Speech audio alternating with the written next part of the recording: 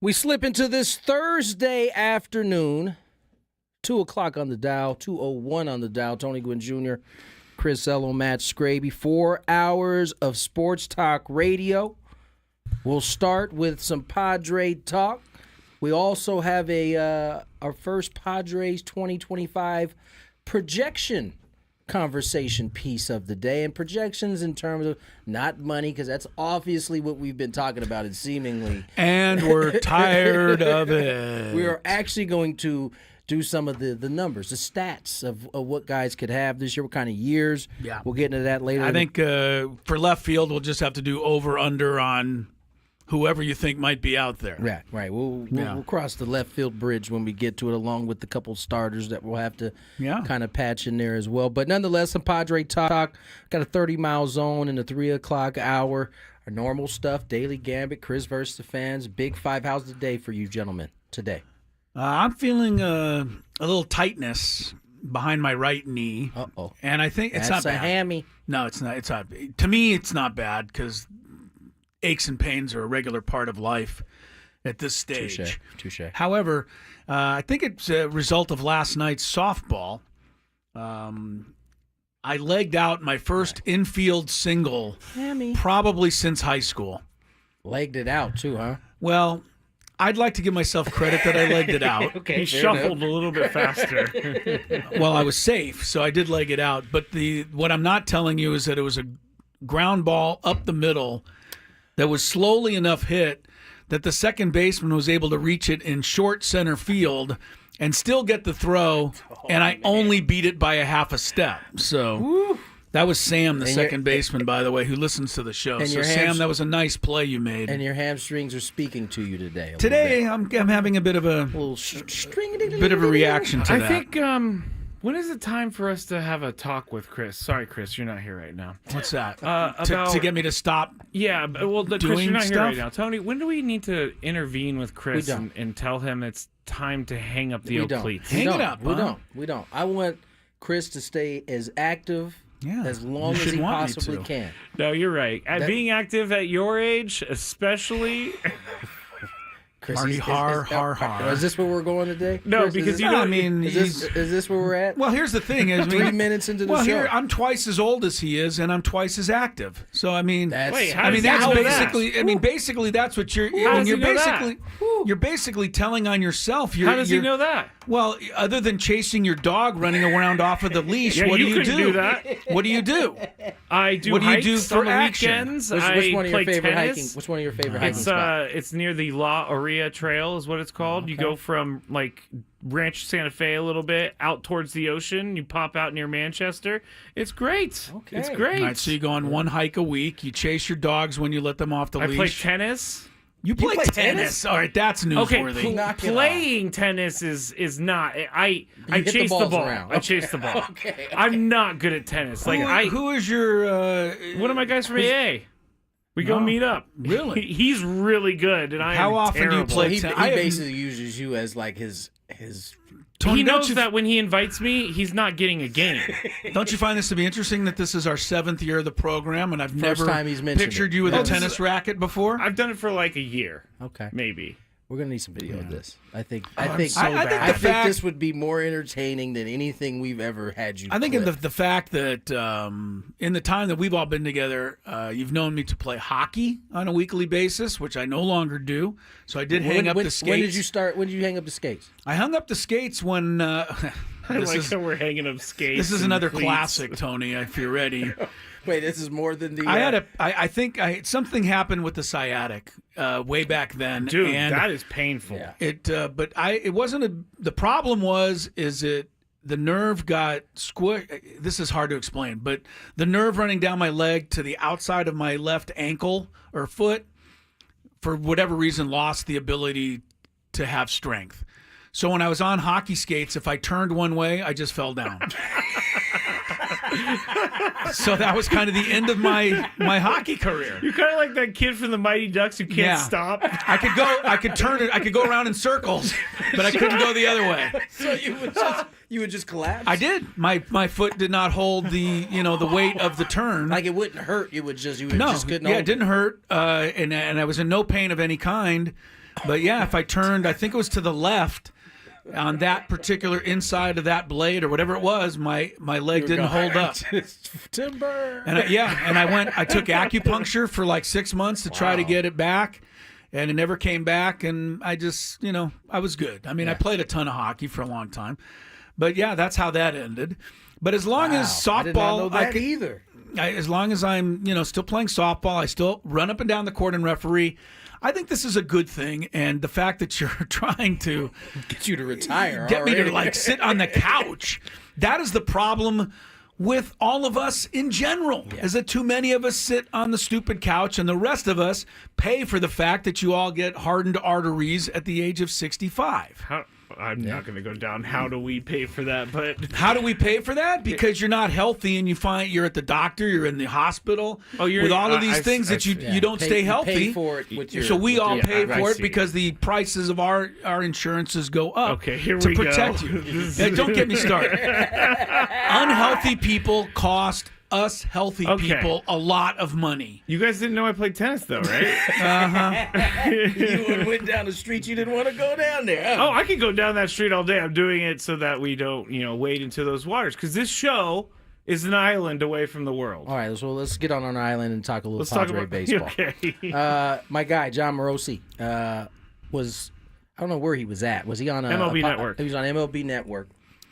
And Padres are obviously a topic of conversation around Major League Baseball for other reasons as well. And as they try to put this roster together, Dylan Cease, Michael King, both names that have been rumored in trade. And John Morosi says to watch out for the Cubs and Dylan Cease. Dylan Cease started as a White Sox. Oh, sorry. I didn't know we were going right into it. No, go ahead. No, I'm just saying it was Chicago is where he was prior to coming to San Diego. And he also, I think he was drafted by the Cubs as well. I think he was. Hold on, now I'm trying to pull the other audio, so please talk. We'll just go back to it. I don't know why you guys... I called for it, so here we go. go. My bad. It's okay. Last year, past couple of years, they have had that city. I mean, Petco Park is one of the great places right now, and the home field advantage and the way the home team thrills the fans there. But reportedly, they've got two pitchers that are on the trade market. What's the latest on Dylan Cease and Michael King? Robert and Harold, good morning. Yes, for the Padres, they're bumping up against much more of a payroll restriction now than they had a year ago, which is the impetus to at least gauge the interest in both Dylan Cease and Michael King as a way to bring back some younger, less expensive talent and also potentially create payroll flexibility to add free agents who might have their price tags dropping in the last days of the offseason. What I was told yesterday from sources is that one team to watch in the potential of moving Dylan Cease. And again, Dylan Cease is more likely to move than King because Cease makes more money, and therefore he would bring more payroll flexibility if they move him. So Cease is the more likely one to move. And one of the teams to watch, the Chicago Cubs. Ooh. Why the Cubs? Well, here's why. They've got 7 of the top 100 prospects, according to MLBpipeline.com. And also, Robert and Harold. I think the most important part of the 7 top 100 prospects is that the ETA on all of them is 2025. They're ready. So these are prospects that are right on the cusp of perhaps making the big league team with the Cubs out of spring or eventually joining the big league club sometime this year. And so they're putting 1 and 1 together, and they're trying to come up with 2. Well, John Morosi wasn't putting. This is according to people he's listening to around the league. But he's the one that's going to get blamed when this doesn't happen. Sorry, John. He is the one that's going to get blamed. I mean, the same way that somebody told him that Shohei Ohtani got on that plane to Toronto, right? Yeah. He was the one that reported it, so he was the one that got egg on his face. Look, it's getting more. The noise is getting louder and louder. So, that leads you to believe that this is probably going to happen. The other thing that leads you to believe that it's probably going to happen is that the Padres are running out of options. There's not a lot of really good free agents out there that are affordable to fill the spots that the Padres still need to fill. We mentioned left field. You've still got to get a first baseman / DH.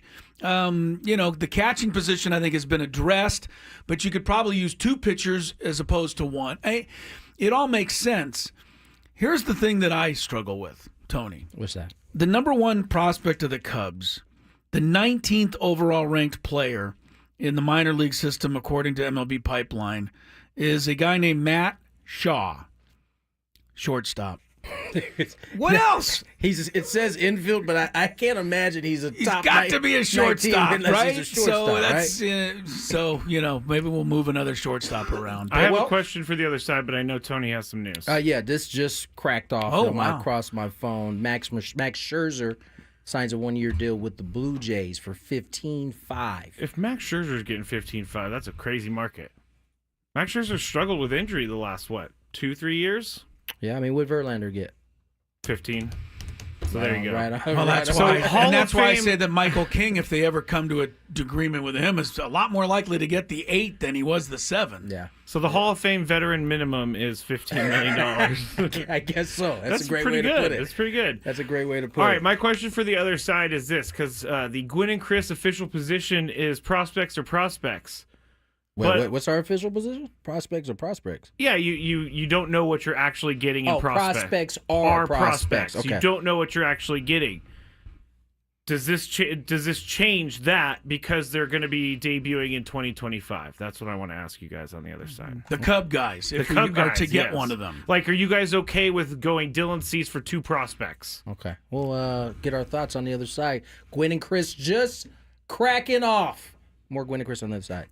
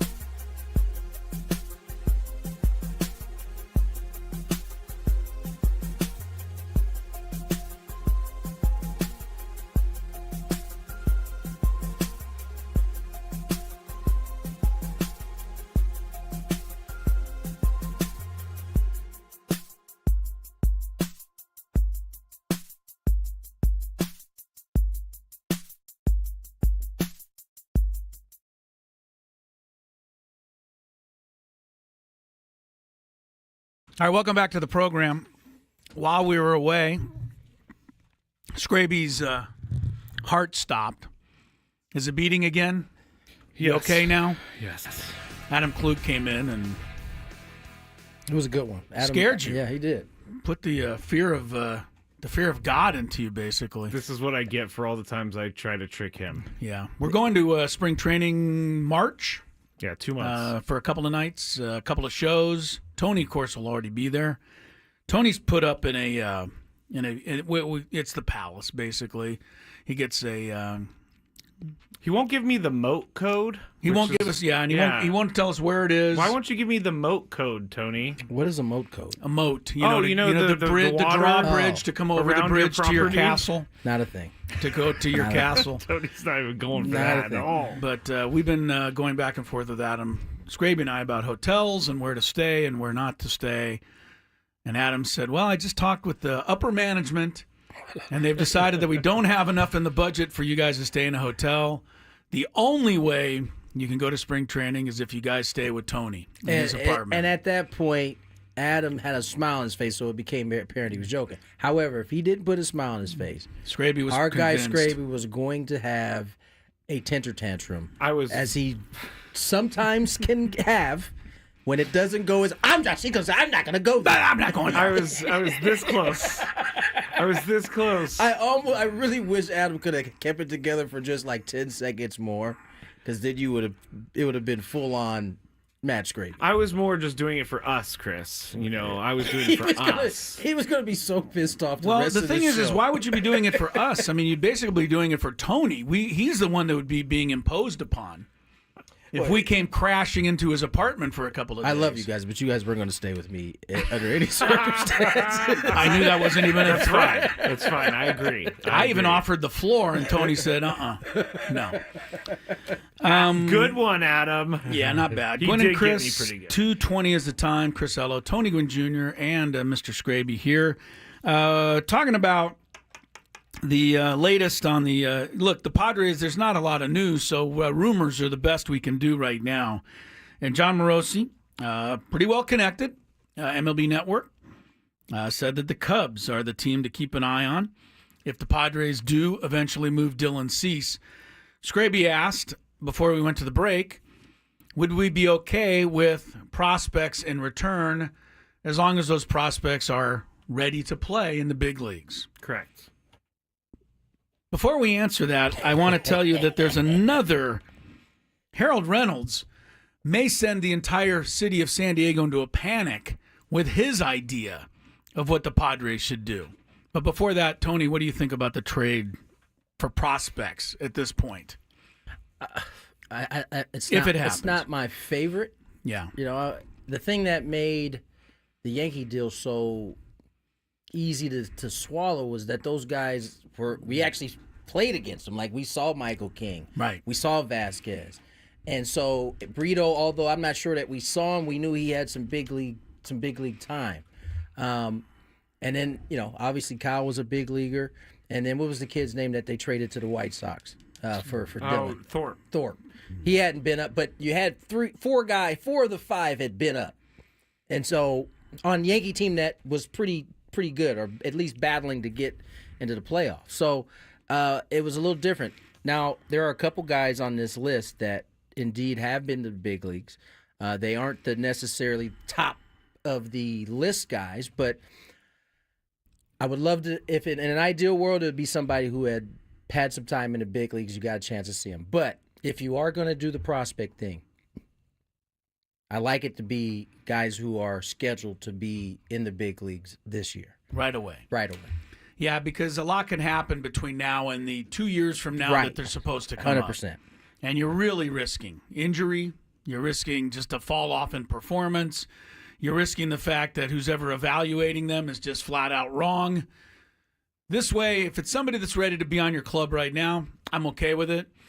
I think it's kind of comical that the number one prospect the Cubs have is a shortstop, but maybe that's a prerequisite to play for the Padres these days, is that you're a shortstop. It's actually turned out to be fruitful for the Padres. It's worked out pretty well, and as it stands right now, I mean, if you did trade for a young shortstop, and say, hey, the position is yours. Yep. I mean, that's a lot to put on anybody, but you'd be all right if you had Cronenworth at first and Xander at second and Manny at third with a new shortstop. Now you got some depth. Now you Wouldn't be so bad. Arise can slide to the DH spot.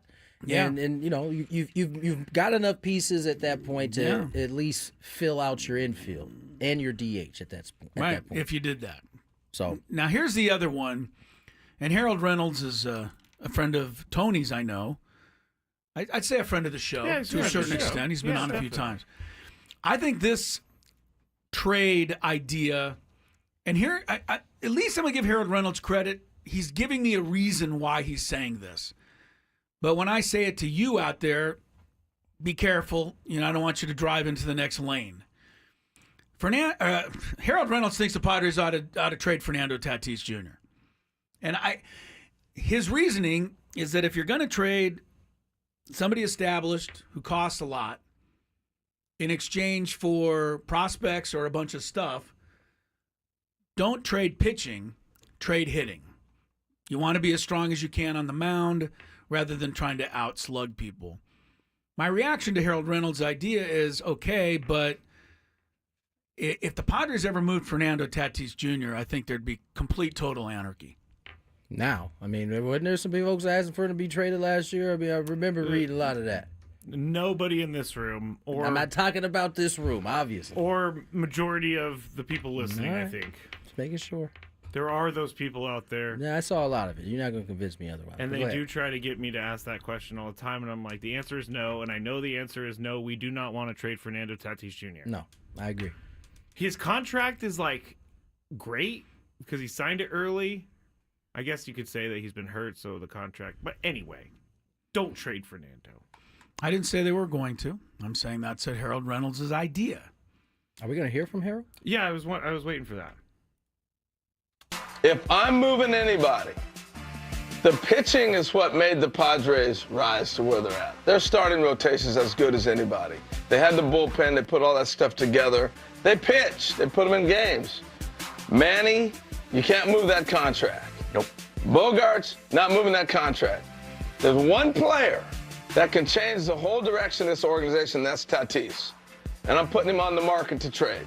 And you know how many teams are going to hop in at that number, at that young player to go get him? And now I keep my pitching. I'll get back something for Tatis, and we will keep this thing rolling. But to go and say I'm getting rid of my pitching, you know how hard it is to find pitching in today's game? I just don't see it.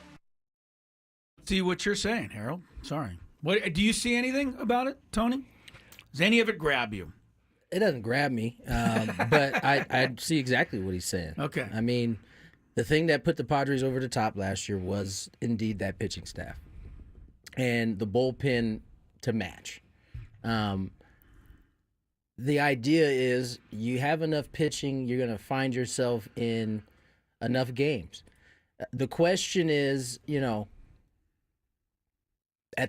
way things have gone at this point, losing Toddy would seem cruel at this point. Right? Thank you for saying it. Would seem cruel. That would be a punch to the gut. It doesn't mean that it can't make sense in terms of if you want to try. The best way to keep this train going in terms of trying to win right now, that is a thought, a strategy, a way that you could go about it outside of moving Cease or King. Because, the truth of the matter is you move Cease at this point. Let's just say it's just Cease. That leaves you with King, Darvish, hurt. Joe's gone for the year. King, So Darvish, Vasquez, Waldron. Who else did I talk about? There's another one in there. Brito, maybe. He's not a starter. Somebody's going to have to step into that spot and have that rotation with a Toddy, a Bogey, a Manny, a Jackson, an Arise, a Crone. And so can you score enough runs consistently or can those three question marks that we don't know who are in the rotation, can they pitch at a level that is what we saw from a King and Cease and Darv when he came back, and Joe, can they do that? That is what you're weighing when you're talking about moving Cease versus any of the position players. And as Harold made the point, you're not going to move Manny at the guy who has the most value in terms of the position players is Toddy. I think that's why he used him in that particular argument.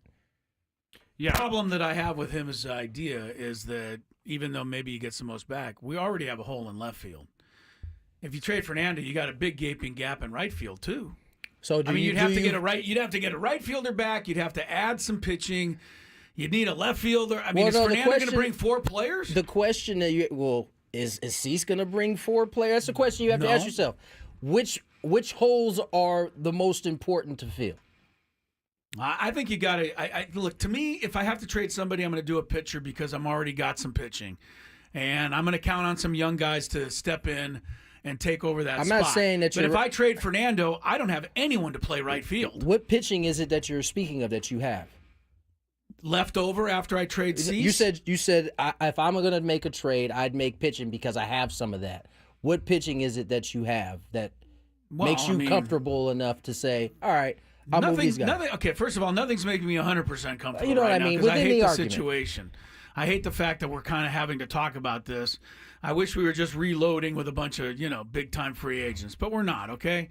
So, look, if I have to trade Cease, then I have King, all right? And I still have that. I still have Darvish.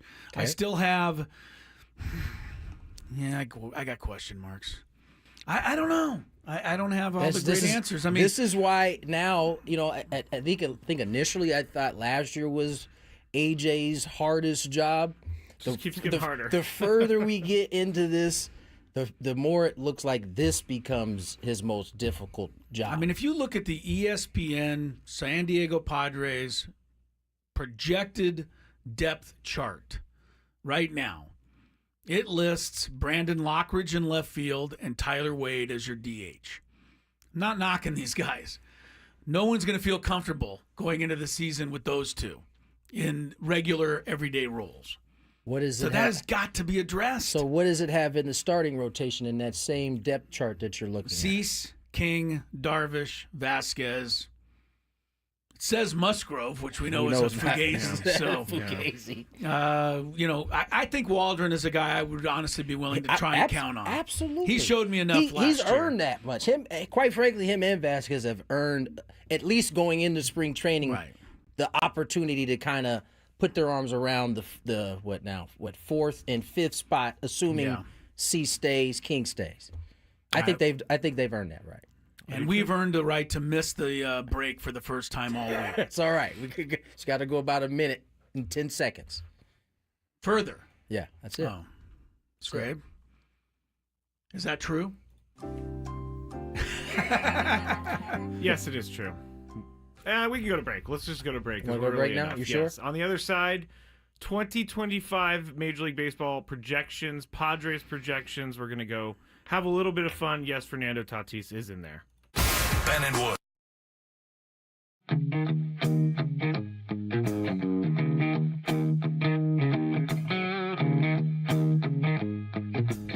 There's a Roadrunner. Meet me. He doesn't like me. I guess I wouldn't like me either if I was chasing me. As you can see, I'm all Aztec'd out here at the Aztec Baseball Tournament. It's the SDSU Baseball Alumni Tournament. Right now, we are 1 under in the scramble. And Chris is playing well, Tony's playing well. But our ringer, Jack Townsend, is playing really well.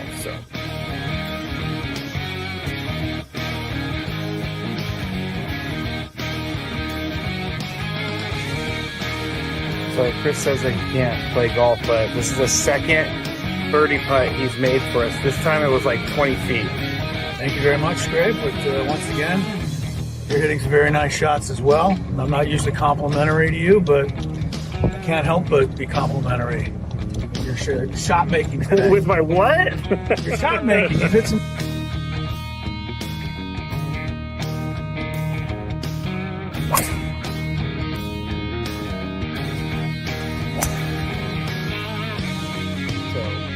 We are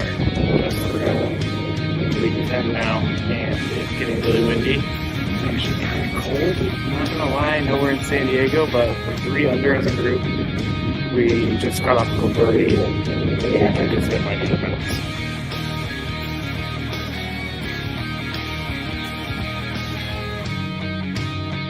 There's a squirrel. He wants to attack me.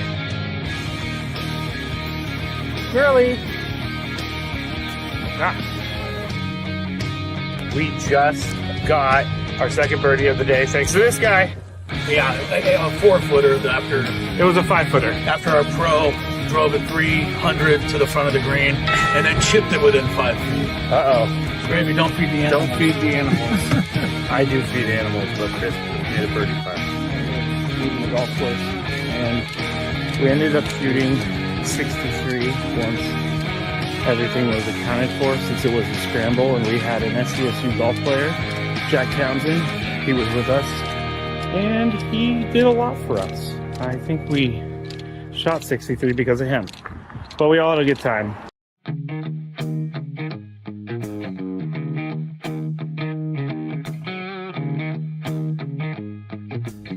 There's a Roadrunner. Meet me. He doesn't like me. I guess I wouldn't like me either if I was chasing me. As you can see, I'm all Aztec'd out here at the Aztec Baseball Tournament. It's the SDSU Baseball Alumni Tournament. Right now, we are 1 under in the scramble. And Chris is playing well, Tony's playing well.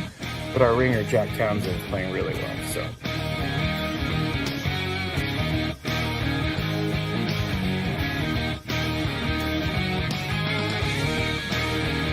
Chris says I can't play golf, but this is the second birdie putt he's made for us. This time it was like 20 feet.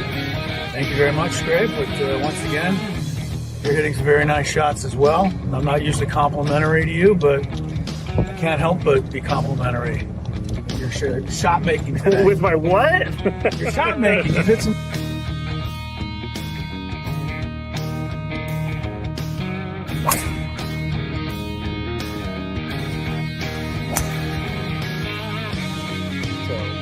We are just around league 10 now, and it's getting really windy. It's actually kind of cold. I'm not gonna lie, I know we're in San Diego, but we're 3 under as a group.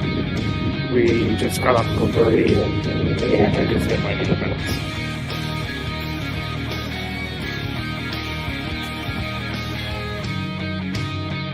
There's a squirrel. He wants to attack me. Squirrely! Ah. We just got our second birdie of the day thanks to this guy. Yeah, a 4-footer after It was a 5-footer. after our pro drove it 300 to the front of the green and then chipped it within 5 feet. Uh-oh.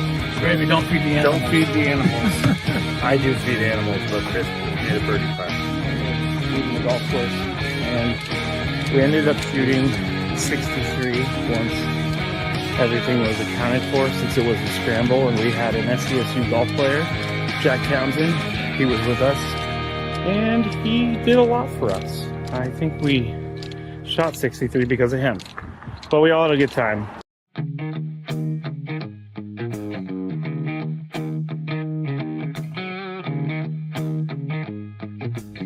There's a Roadrunner. Meet me. He doesn't like me. I guess I wouldn't like me either if I was chasing me. As you can see, I'm all Aztec'd out here at the Aztec Baseball Tournament. It's the SDSU Baseball Alumni Tournament. Right now, we are 1 under in the scramble. And Chris is playing well, Tony's playing well. But our ringer, Jack Townsend, is playing really well.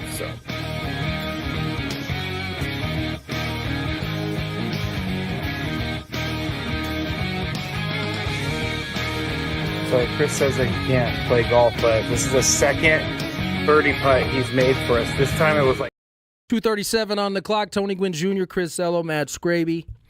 Just talking some Padre baseball. A little spirited debate on Harold Reynolds' comments in terms of the idea of trading a position player versus pitcher. If you look at the chat, you would think that we said that. No, we didn't say it. It was Yes. Harold. We were just debating it, much like the chat seems to be doing right now. A lot I of mean, people, there are people out there that think that that would be the best move, and I'm seeing on the chat during the break You can't just move one of MLB's best players. That Didn't the happens all the Padres time. just do that with Juan Soto? It happens literally all I know the the time. circumstances are different. I think you got to look at it from the prism of, as I said, it would feel a little cruel at this point, considering everything that's happened. And so I get it. I mean, shoot, I think I wouldn't want to trade Toddy.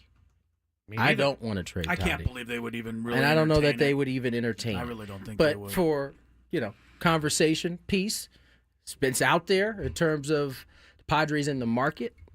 You know that A.J. Preller is not afraid, and he is pretty unique from the standpoint of he's creative. He's creative. That's the word I was looking. He's creative when it comes to these things. So, Did we know that Harold Reynolds attended San Diego State University as a baseball player for about 2 weeks? I think that was confirmed. I think Yeah. I got him to confirm that. Did he finally confirm that? I think I I'm asked pretty him sure about the it. year I showed up, I had heard his name, and because he was a superstar, I don't think I ever saw him.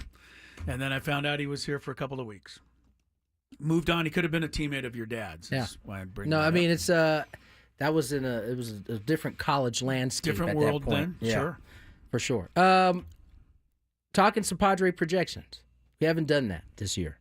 Fangraphs is the culprit of. I love fan graphs because F-War is my favorite statistic in all of Hey, at least you referenced the sports. right Wait, war. before we start, baseball coverage on 97.3 The Fan is presented by T-Mobile. Head to T-Mobile.com and get a real deal on the great iPhone 16 Pro. I can't Scrappy, go ahead. disparage it because it's a paid sponsor, so I'm going to move on. That's why I threw the great in yeah, there. I know.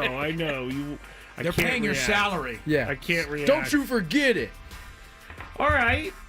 So, the guy we just tried to trade, Fernando Tatis Jr. See, you just told the chat that it's not Why do us, you and do now that? you say it's we. Because, I don't know, I think it's just so funny. When Well, why don't we get it people right? get The mad player, at the us. player that Scraby is willing to trade.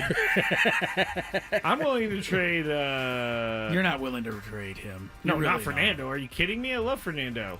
All right, Fernando Tatis Jr. They're projecting that in 2025 he has 150 games played. Home run. 50.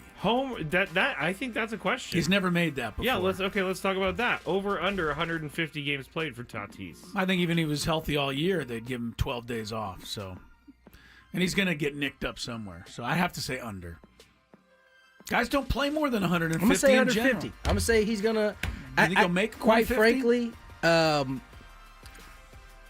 the big dog's gonna have to big dog this year. True. Just given what the roster looks like right now. Like, let's say Vasquez, Waldron, they're filling out the rotation. I would think overall you're going to need the horses to play at about 150. Yeah. Close to it. Yeah. I can get 145. Yeah, I think out of the top 3, or let's say the top I think the top 5. Top 5. So it would be Fernando, according to home runs, this is how I sorted it. Fernando, Manny, Jackson Merrill, Xander Bogaerts, Jake Cronenworth. Really, Fernando's the only question mark because he hasn't reached that level yet. Of games. Of played, games, yeah. yes. Now, home runs, he's projected to hit 38 home runs. Do you guys think that he does more or less? If he gets 150 games, 38's a good number. Okay.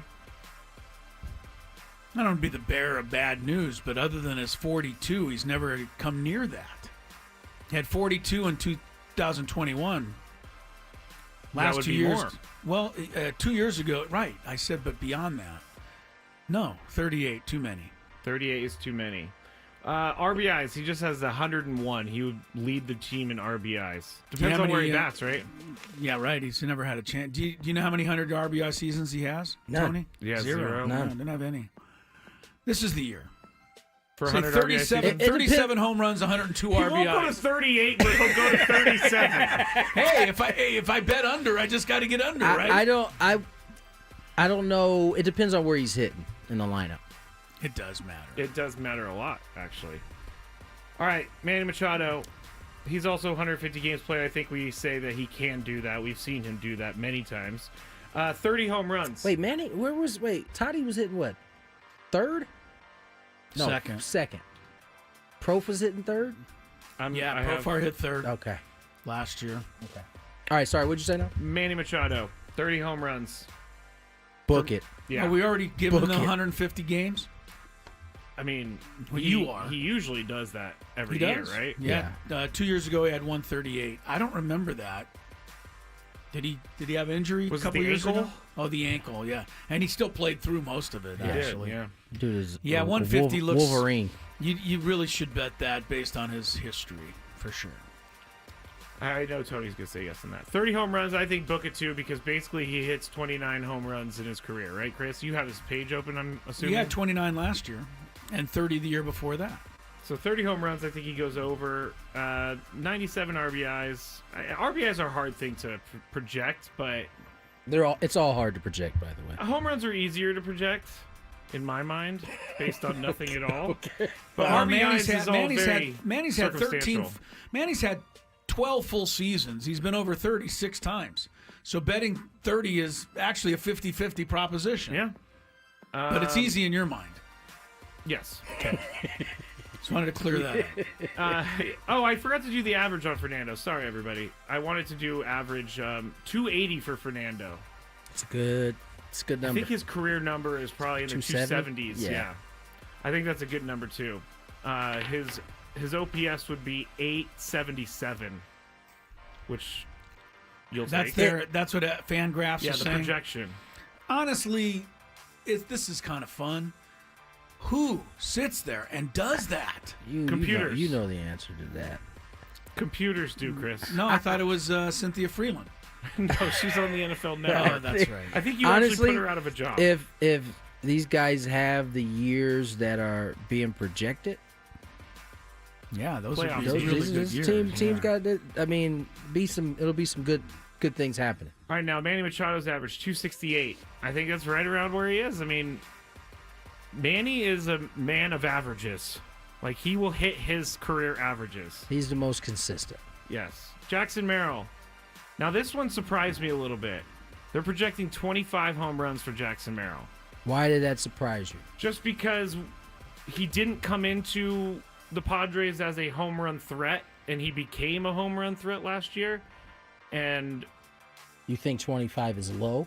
I think 25 is high. I think High. between Okay. 20 All right. and or maybe between 18 and 23. All right. Well, then bet low. Bet under. Okay, I That's like- the whole I idea like- of the exercise. I bet under. Not to criticize the number, it's to predict against the number. I thought it was an interesting number because that is You thought a it was lot. high. You say they're drinking the Kool-Aid, They are, and I would love to drink that Kool-Aid. So but you're not ready to drink it yet. I need to see it again this year. If I I'm- agree with that. Okay, good. I think Jackson is a stud. Is he? How many homers he finished with last year? 24. Is he 24 and up every year? That's what I don't I know. think it's reasonable to want to see it again. Have you seen him lately? Or I saw heard? him. I saw him. Yes. Tuesday. Oh, What's today? Thursday. Tuesday. how's he looking? Like a stud. Like a stud. Okay, 25 home Looks runs. lean. He's gonna hit 55 this year. That would be incredible. Championship. Chris, what do you think? I'm going to bet over 25. Okay. What about his batting average, 279? Last year, I think Over. he finished at like 292, I think he's over. He was like a 300 for a while. Did he end up in the top 10 or just miss it? He was Really he close. was flirting with it Yes, the he right was last very couple of close. games. Really I close. think that's his best attribute. I know we are enamored with the power, and we should be because I don't think we saw it coming from him. But I think, I think he's going to. I think he's going to Make it happen. I think he's going to get to 300. We saw how he could hit last year. He's not a guy who He is finished trying to hit a home run every single time. He finished 5th in the National League in batting last year. There was only 3 guys in the National League that hit 300. That's a different world that we live in now because 300 used to be a big deal. Yeah. Now you have Arise, Ohtani, and Marcell Ozuna, the only 3. Marcell Ozuna surprises me. A little he's bit. just a guy who just swings for the fences. Jackson was at 292. He's a good player. 292. He's had some up and down years, but he's good. It is fair though to question whether Jackson Merrill comes back, and it's with a similar season Not a knock on him, but I've seen it too many. I know you have. Sophomore slump is a thing. I don't know why it is a thing, but it does happen to a lot of guys. I think a lot of times what happens is you have a great year like that, and you come in trying to do more. Yeah, And instead of just letting it roll out there. Instead of just trying to stay consistent in what you're doing. I don't think everybody's susceptible to it. Hopefully Jackson won't be. I don't think he's susceptible to it because he's Jackson Merrill, baby. Xander Bogaerts. On the Scraby Show, I put a lot of pressure on Xander Bogaerts. Well, it's time. I mean, it we is can't time. wait anymore. I've we said gotta have you're it. the highest paid player on the team this year. You got to be better than you were the last couple of years. I don't care what he's getting paid. He definitely has to get back to the Xander that he had been prior to the last. You look at couple his years. numbers in Boston. They're incredible. Yeah, they are. They're incredible. I don't know if it's Petco Park that has changed things for him, but he needs to be a lot better. I mean, he dropped off last year from the year before, but he Yeah. missed Well, he got games. hurt, missed yeah. games. And that's still 11 home runs, and you did not pay all that money for 11 home runs. Health Hate to say. Health is the number one priority because that'll give him a chance to get back. But the Padres are going to be dependent on him being the Xander that they signed. Yeah. Anything else, I think Chris, that's on Xander? fair. No, I'm just getting depressed looking at what he used to do. I'm Yeah, just it's wishing that it could happen It's a whole again. different world. It can happen. It can. He's not that old, right? He's like, It's his 12th year in the big leagues, or 13th. So Okay. he's got some mileage, but no.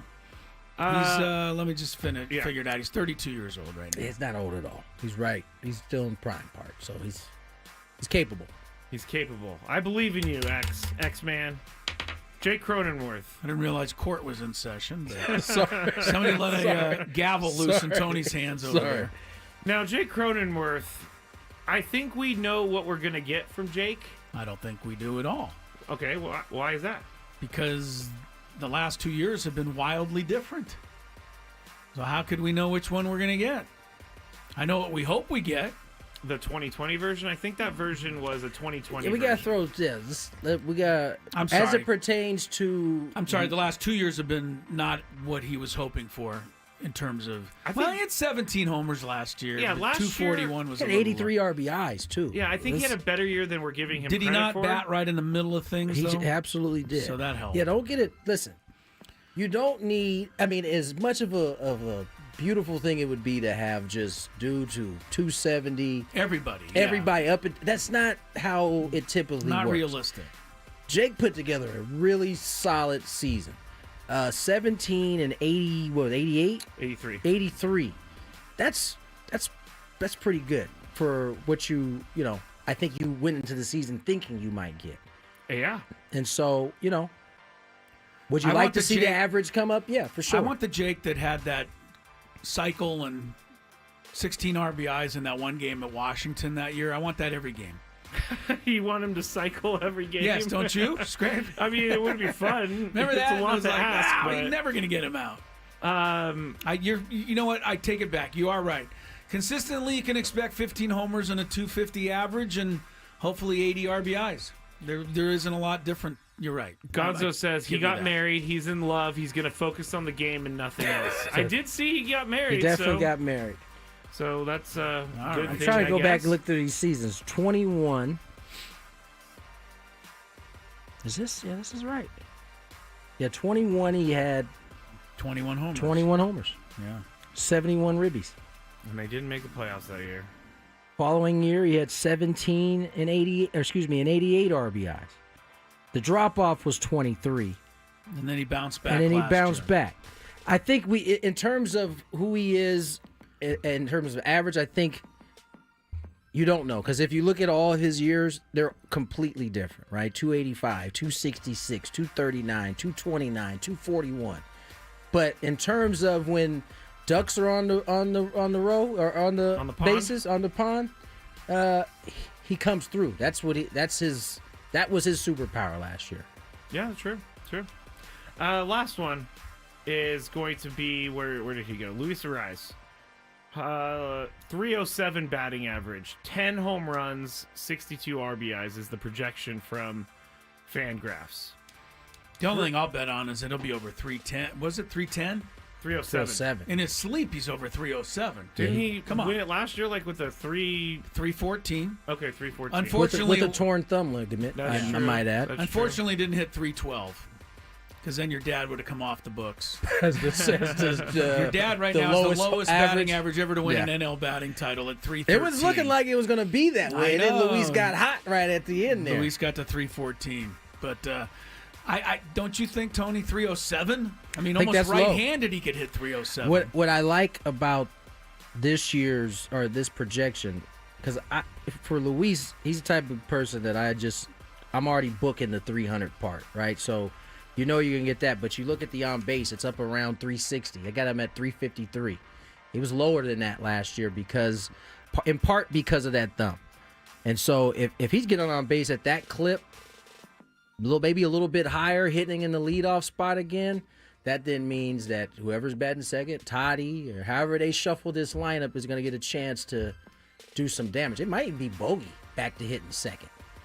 Trying to think who else with Profar gone. Who do you put into the 2 spot? I don't think we have that person on the team right now. So what's so the you're left saying fielder's that name? Ornelas? Tirso. Tirso? Yeah, They're put saying in they're Tirso Ornelas? projecting he's going to hit 12 home runs this year and Tirso? 120 games played. I mean, they're assuming that he's going to be the left field starter, right? Is that why they're predicting that? I would imagine. I mean, look at this. Go back to Luis real quick. Before last year, he had a 393 on base, 375 on base the year before. So all of his on bases have been better than last year was his worst. Hitting the leadoff spot, getting on base a lot. That'll be a big part. Would you sit down and spend any time with Luis Ariz if you were the hitting coaches and say, can you walk a little more? Or would you just leave it alone completely? I'd leave it alone completely. Especially if he's going to get back to his normal on bases. I don't think you need it at that point. Okay. Jackson Merrill, number 2 in Yeah, the order? yeah. I forgot about Jackson. Lefty though. You know, I like to break it up a little bit. Let's get to the break. He's just like shaking Let's his get to head. the break. 3 o'clock hour on the way. Daily Gambit next. More Gwynn and Chris.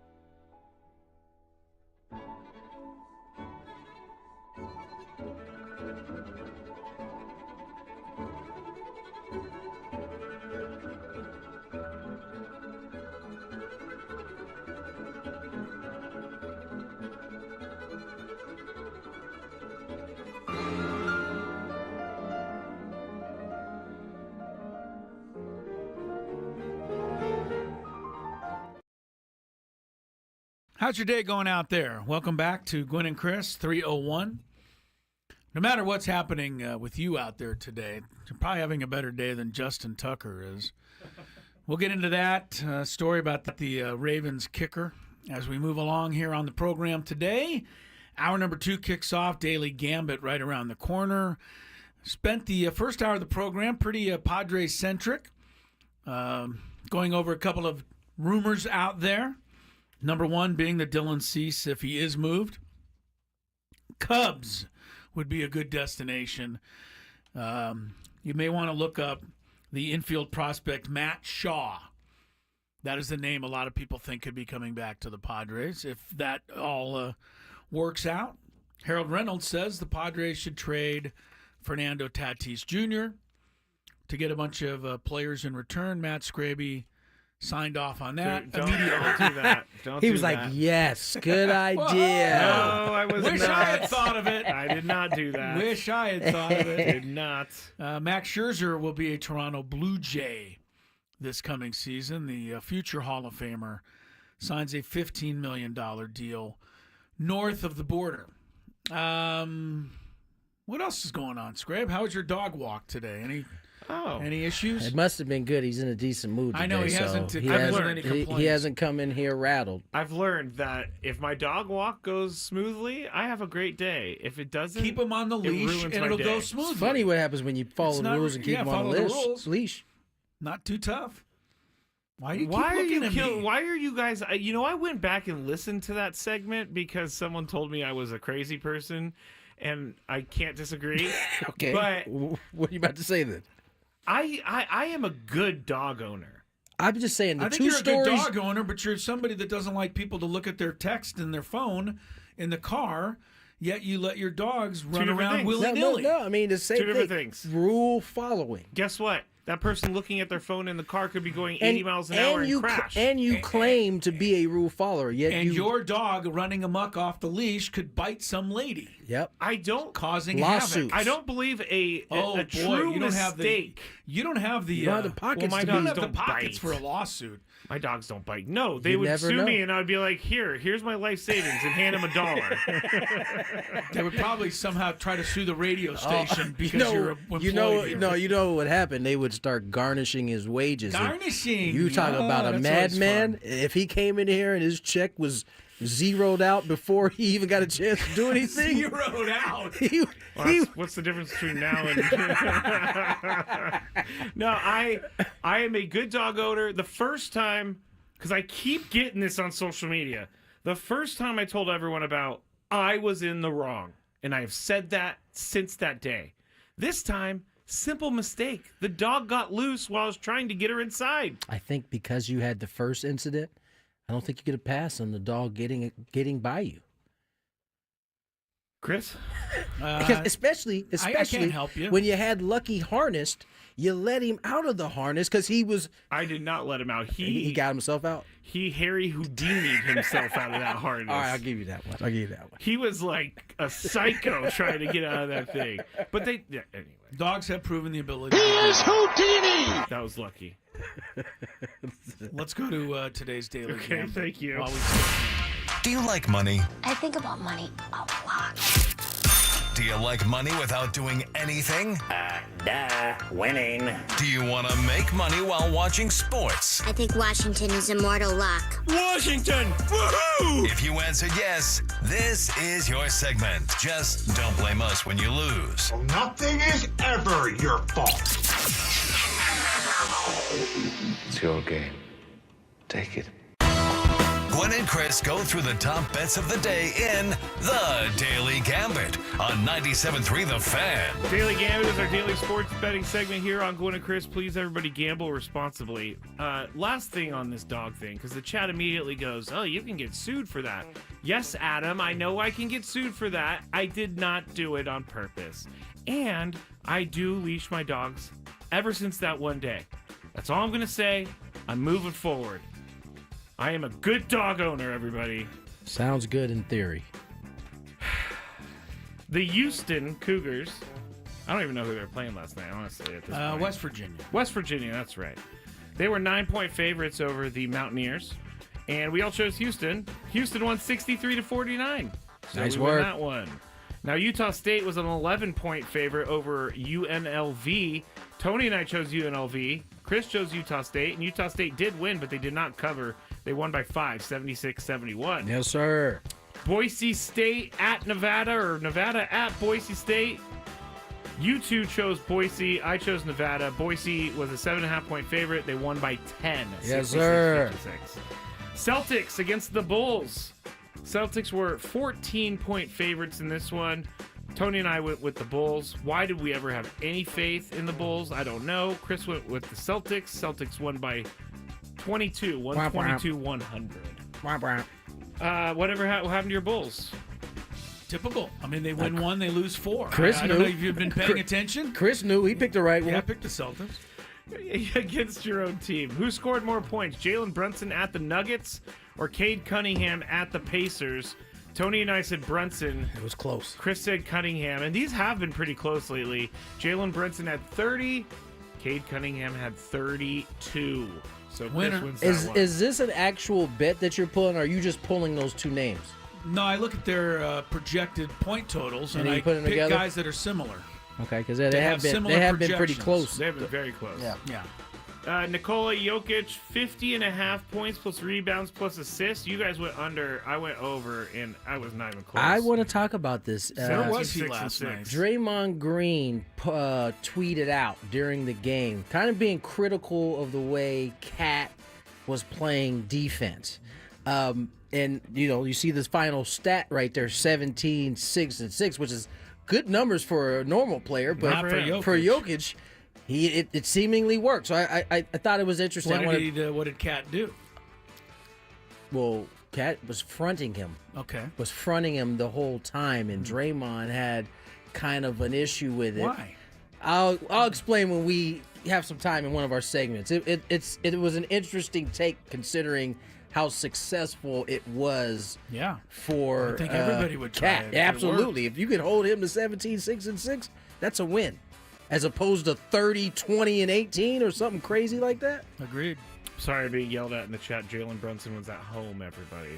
Oh my God! they These were people home. on the chat do They not miss really, He wasn't they at the really. game. I mean, incredible. I understand that if I say they're on the road when they're actually at home, okay, but it's like the vitriol we Right. get. Like, You you're the idiot! dumbest person I've ever met in my life.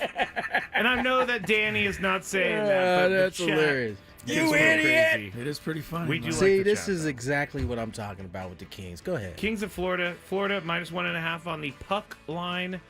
Chris and I chose the Panthers. Tony chose the Kings. Panthers win 3-0.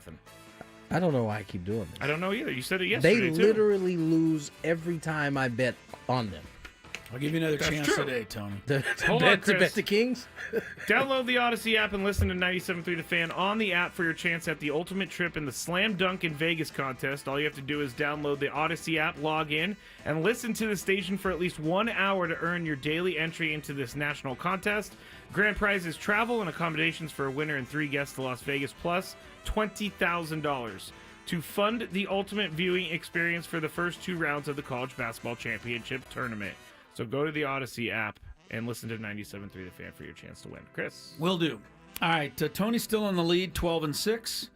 Chris is 10-8. Scraby's got the convenience store numbers right now. 7-Eleven? 7-11. Well, it is my favorite place.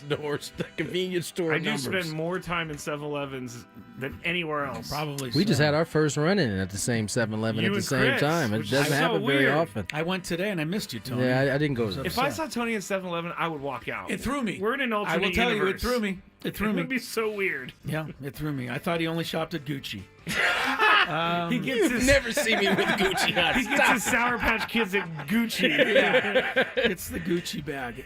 Here we go for today. We got a roll. Pepperdine is here. 3-point favorite at USD. Start with you, Tony. You're on the lead. Toreros have really struggled this year. Yeah, give me the. But give me Pepperdine's not much. Give me Pepperdine. Give you Pep. Scrape.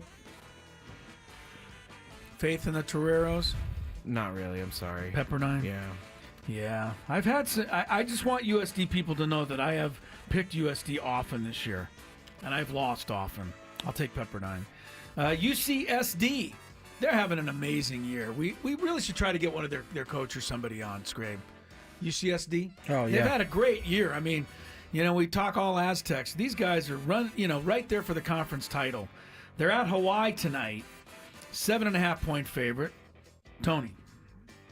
On the road across the islands. You know how tough it can be to play there sometimes. Oh, yes, playing that paradise over there? It's a long flight, man. I'm telling you, it takes a lot out of you. You mean UCSD? Yeah, I talked them up. I got to take UCSD as well. What's the spread? Sorry. 7.5. Yeah, I'll go with the Tritons. We're all going the same again. Women's basketball, number 4, USC is home to Minnesota. Women of Troy favored by 16.5. They've been dominant this year. Juju. My old friend Beth Burns' sister. Schuster? And Juju Watkins. Juju Watkins. I'll take USC. Tony? Trojans. We going to have any differences today? We'll see. I don't think so. Not yet. Okay, we're all got the same record through 3. Lakers -9 at Wizards. Tony, I know. Yeah. You're looking for the bounce back. We need a bounce back tonight. today. Lake show? See. Scrape? I keep betting on the Lakers and they keep letting me down, but the Wizards are terrible, right? Like, Pretty Tony, bad. Atrocious. are you going to give up on your fanhood if they lose to the Wizards tonight? No, I won't. That'll never happen. Well, then I'll go with the Lakers. Wizards are at the bottom of the entire league. They're 6-40. That's really hard to do. I'm going to have to go with the Lakers, too. LeBron more points tonight at the Wizards or Ant-Man at Utah? LeBron or Ant-Man? I'm going to go... LeBron's been playing pretty well lately. I'm going to go with LeBron. Well, I think the reason LeBron's number's so high tonight is because there's no Anthony Davis. He has to shoulder the load. It's true. He's out for like a week. But Utah's terrible. Ant-Man will score a lot. I'll take Ant-Man. We got to do something different. Tony, LeBron? LBJ, yes, please. LBJ. And one last try for you on the Kings tonight, Tony. They're at Tampa Bay tonight. And tonight, Tampa Bay is favored by 1.5. I am going to take the Kings because Tampa Bay is not what it once was. Yeah, but they're playing the Kings, so give me Tampa Bay. TB. Scrape. Kings. Kings. Because I want Tony to be the only one on the other side. Then he'd get frustrated tomorrow. Yes. That's exactly what's going to happen. Yeah, we'll probably be right. More Gwynn and Chris coming up after traffic. Yes, traffic. Actually, traffic is going to be at the end of the segment, so everybody stick around. Hey, Danny's is cooking up the perfect...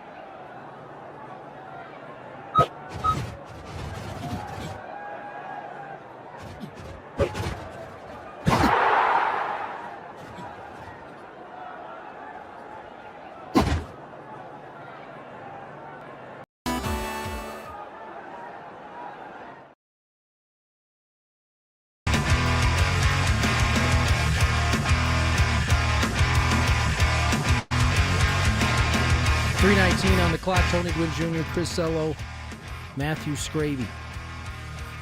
I was searching for my Draymond Green tweet, and I'll find it eventually. But talking some NBA here, Adam Silver kind of dropped a crazy rule change, a thought bubble. It's almost like he said it out loud. Maybe he wasn't intended to, but the subject matter is time. And right now the NBA plays 12-minute quarters. They play 4 of them. You get the 48 minutes. Talking about shaving 2 minutes off, which would virtually make it 20-minute halves, which is comparable to what they do in college. They still be played in quarters, so 10-minute quarters. You get 40 minutes. It kind of lines up with college. Interesting take. I mean, personally, I don't want to see him do it, but let's hear from Adam Silver. As we get more involved in global basketball, the NBA is the only league that plays 48 minutes. And I am a fan of 4 10-minute quarters. I'm not sure that many others are. I mean, putting aside what it means for records and things like that, you know, I think that a 2-hour format for a game is more consistent with sort of modern television habits. I don't think people in arenas aren't asking us to shorten the game, but I think as a television program, being 2 hours, that's Olympic basketball is 2 hours. You know, college basketball, of course, is but is if 40 you minutes. like it, I'd say it has kind of a little bit of a push there. Yeah, That was Dan Patrick. Good point, Dan. Dan Patrick's wearing a bright green sweatshirt, by the way. Chris, what do you think? At first glance, I'm like, why? At second glance, I do wonder here we go as an official again, but high school basketball rules are so different from college basketball rules, which are so different from pro basketball rules. Right. And I understand that there needs to be some differences because of the ability of the athletes. But I think it would be great if basketball were more uniform. And the fact what he's bringing up is the international game, which is, 4 10-minute quarters. The only place that plays 2 20-minute halves, by the way, is college men's basketball. Women don't do that anymore. No. They do 4 10-minute quarters. I know the men have, toyed around with the idea. They haven't changed it yet. Not saying they will or won't, but why not uniform the game everywhere? It's not the worst thing I've ever heard, I must say. I think the biggest issue might be some of the records and things like that. I mean, you've been playing 48 minutes for 80 years. Now you're going to shorten the game by almost a full quarter. Yeah. That's going to mean, are we ready for NBA final scores of 82-78? Here's the other thing. I think outside of the statistics and records, I think you're diminishing the role of the bench player. I mean, right? You got What's the need? less time. I mean, you got your starters. It's 40-minute game, 10-minute quarters. Most starters, they play like in 8-9 minute bursts a lot of times. And so they could rest and play the whole game. They could physically probably be able to get through most games. But on the flip side of that, I think Adam Silver, one of the reasons he's probably entertaining it, aside from the international piece, it's a way to keep your players on the floor as opposed to having to load manage. I I don't necessarily think that. When I think basketball, I think, man, those games are so long. No, I don't either. I think it's quick. The interesting thing is it's been the same, I think, for like 10 years straight. Well, then have less commercials. I think it's 2 hours and 15 minutes. That's all it is. NBA games are really short. Minutes prior. Yeah, but every other sport, basketball, the game is a 2-hour window. That's what he's talking about. Just fitting it all in there like everybody else. But then why? I don't understand. You could sell more. You could sell more commercials if you go to a 2.5-hour window. He's thinking about the international part of it, and that is where we're not thinking. Yeah, because I don't care about the international part of it. I think the NBA has catered this league more towards international than any other time the NBA has been in existence. I think that's why you see so many international players having so much success in the NBA. It's part of the reason, I think. But it was an interesting rule. The other story, Can I just give one more thing on this one? Please. Because there was a couple of quotes about it from the coaches last night. I know. And I thought they were funny. I know Mr. Malone didn't like it at all. No, he didn't. But first Tom Thibodeau, who doesn't like anything. What do you expect him to say? Tom's answer was very NBA purist. I'm a traditional guy. I hate to see that. I don't disagree with him. I mean, Tom Thibodeau screams at his mother. I'm almost convinced of it. Poor Mrs. Thibodeau. Tom Thibodeau, have you ever seen this guy? He's the unhappiest person on earth. He probably is the most happy off the court. Right, off the court he probably is, but he doesn't look like it. East Coast curmudgeon. Oh, yeah. He is so crazy. It just feeds off of his face. He kind of looks like the guy in Despicable Me a little bit. I don't know. Is it Steve Carell's character? It is Steve Carell's character. I can't remember. Me neither. Yeah. Is it Gru? I think it is Gru. Yeah, he kind of looks like him. Michael Malone said, I don't want to become Barnum and Bailey and do what we have to do, blah, blah, blah. Yeah. Which is understandable. I think most coaches are going to have that same take. I don't think this will happen. No, I don't either. Yesterday, I brought it up. Karl Anthony Towns did a terrific job last night dealing with Jokic. And not only did he do that, they were able to get the victory as well. And they held Jokic to 17, 6, and 6, which are good numbers. Not for really him, though. low. Not for really him. Low. They're very low. And Draymond tweeted out at some point during this game, he says, Cat is in a full front on Joker. Even if you win the game, it doesn't matter. You will never hold the respect from an opponent to win at the highest level. Pride must make you sit down and guard. Even if you give up 40, winning is a mindset. And in order to win a championship, his tweet would go on, I don't have that piece in front of me. Now, typically, I agree with Draymond and a lot of his basketball takes. This one was tough for me to wrap my mind around. Jokic has been consistently putting what was his number the night last before night? He had 30, 20, and 18 or something. It was unbelievable. His total number going into that game was 50 and a half. 50 and a half. The reason why is because he's been getting close to that, if not more than that, on a nightly basis. He's in the top 3 in scoring, assists, and rebounding. All 3 categories have never been done before. And, I was listening to some of the NBA guys talk about Draymond in this particular case. You, my friend, are wrong. How is it different than when face guard Steph Curry? It's a strategy to try to slow him down, and maybe it works, maybe it doesn't.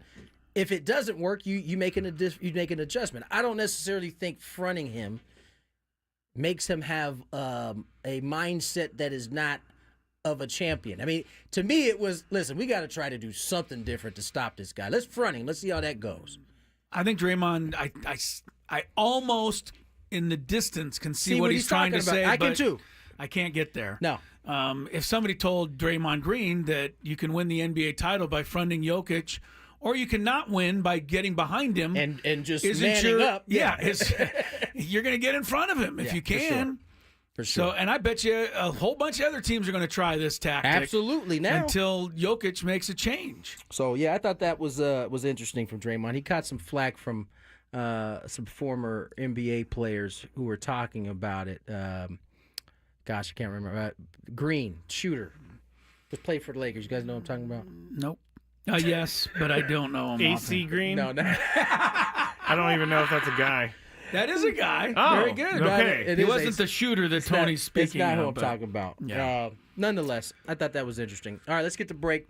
More Gwynn and Chris on the other side. A little NFL football. Yeah, we got to go. Well, we're doing 30 Mile Zone. Oh, so it's TMZ of sports. We got to talk Justin Tucker, everybody. Oh, yes, it should be fun. That'll More Gwynn and be Chris on the other you side. Time to head to the gutter. Big Friday.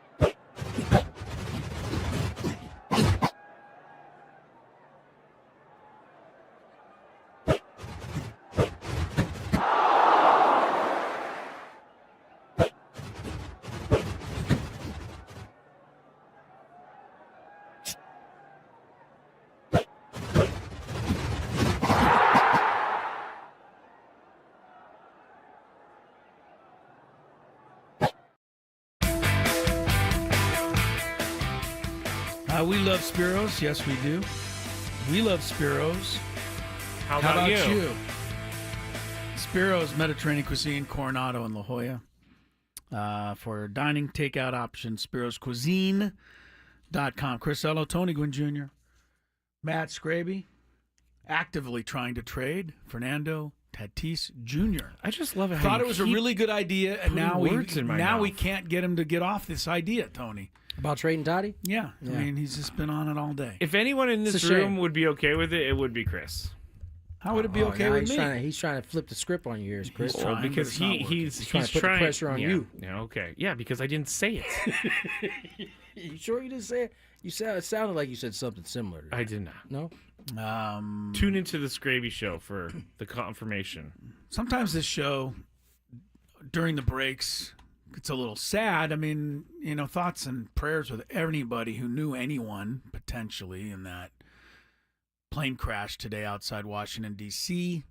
There were apparently many members of the United States figure skating team. No, it was the 14. It was not team, but they were young skaters. We're talking 11. Oh, it's a developmental 11, 12. camp they were coming back from. Wow. Skating club in Boston. Boy, yeah.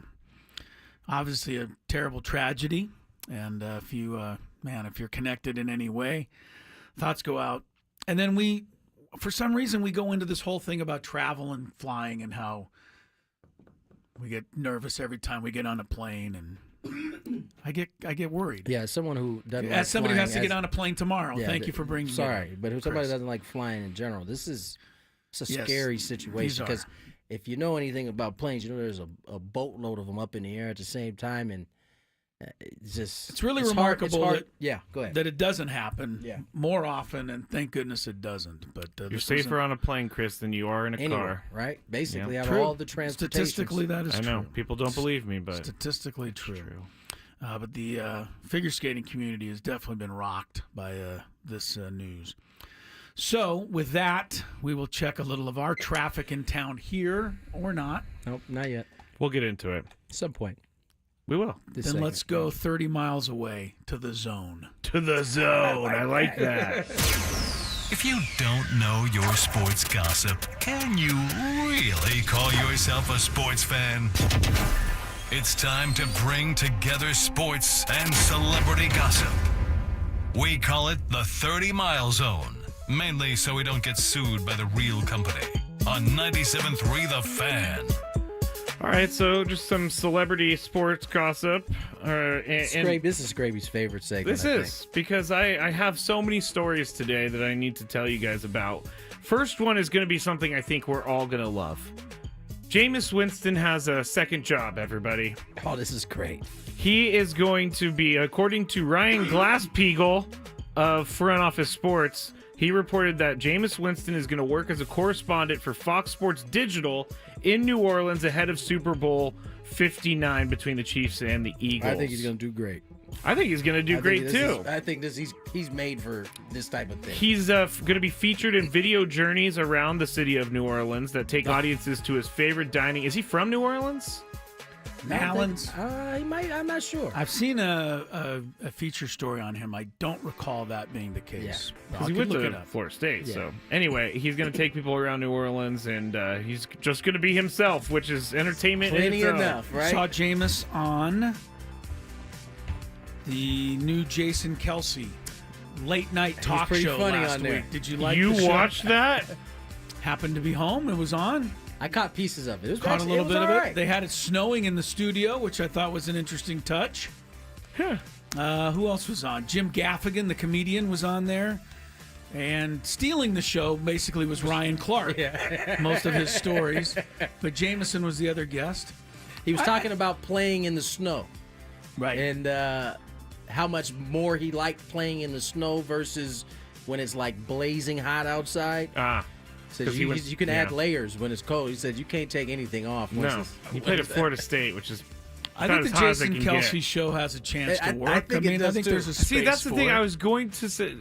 But then was that the first one? No, it wasn't the first one. No. Was I don't know. this something you saw a long time ago? No, like last Friday night. Yeah. No, he's had more than that. Okay, well, this was the one that caught my I've eye. read that this is a disaster for ESPN. Not many people are watching it. Okay, well, that could be. I'm just saying. I Yeah. thought it was okay. Okay, all right. Terrible. Let's go to our next story, and that is I gotta choose one, which I think I want to go towards. I guess another sad one, but sad with a happy ending, I guess. Dwayne Wade. He announced recently that he had a surgery that took 40% of his kidney because they had to remove a cancerous mass from his body. It's happened 13 months ago. It's a very scary story. He went to the doctor for a checkup. He had some cramping issues in his stomach. He said he also had some other stuff going on after testing. Doctors told him they found a tumor on his right kidney. And I guess he said that due to its location, the tumor, surgeons would have to remove the kidney in order to determine if it was malignant or the tumor, I'm sorry. I guess everything's going to be okay. They took 40% of the kidney, though. So that is very scary. Super scary.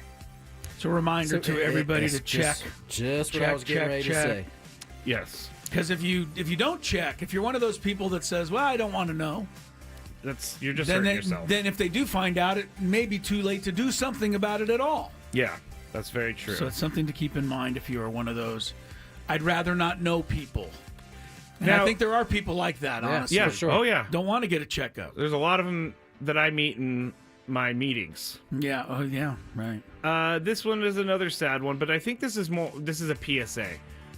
Temple University announced the death of first-year student Tyler Sabapathy. Anyway, I'm sorry. I'm not trying to do that on purpose. But he did sustain critical injuries over the weekend. He died on Tuesday.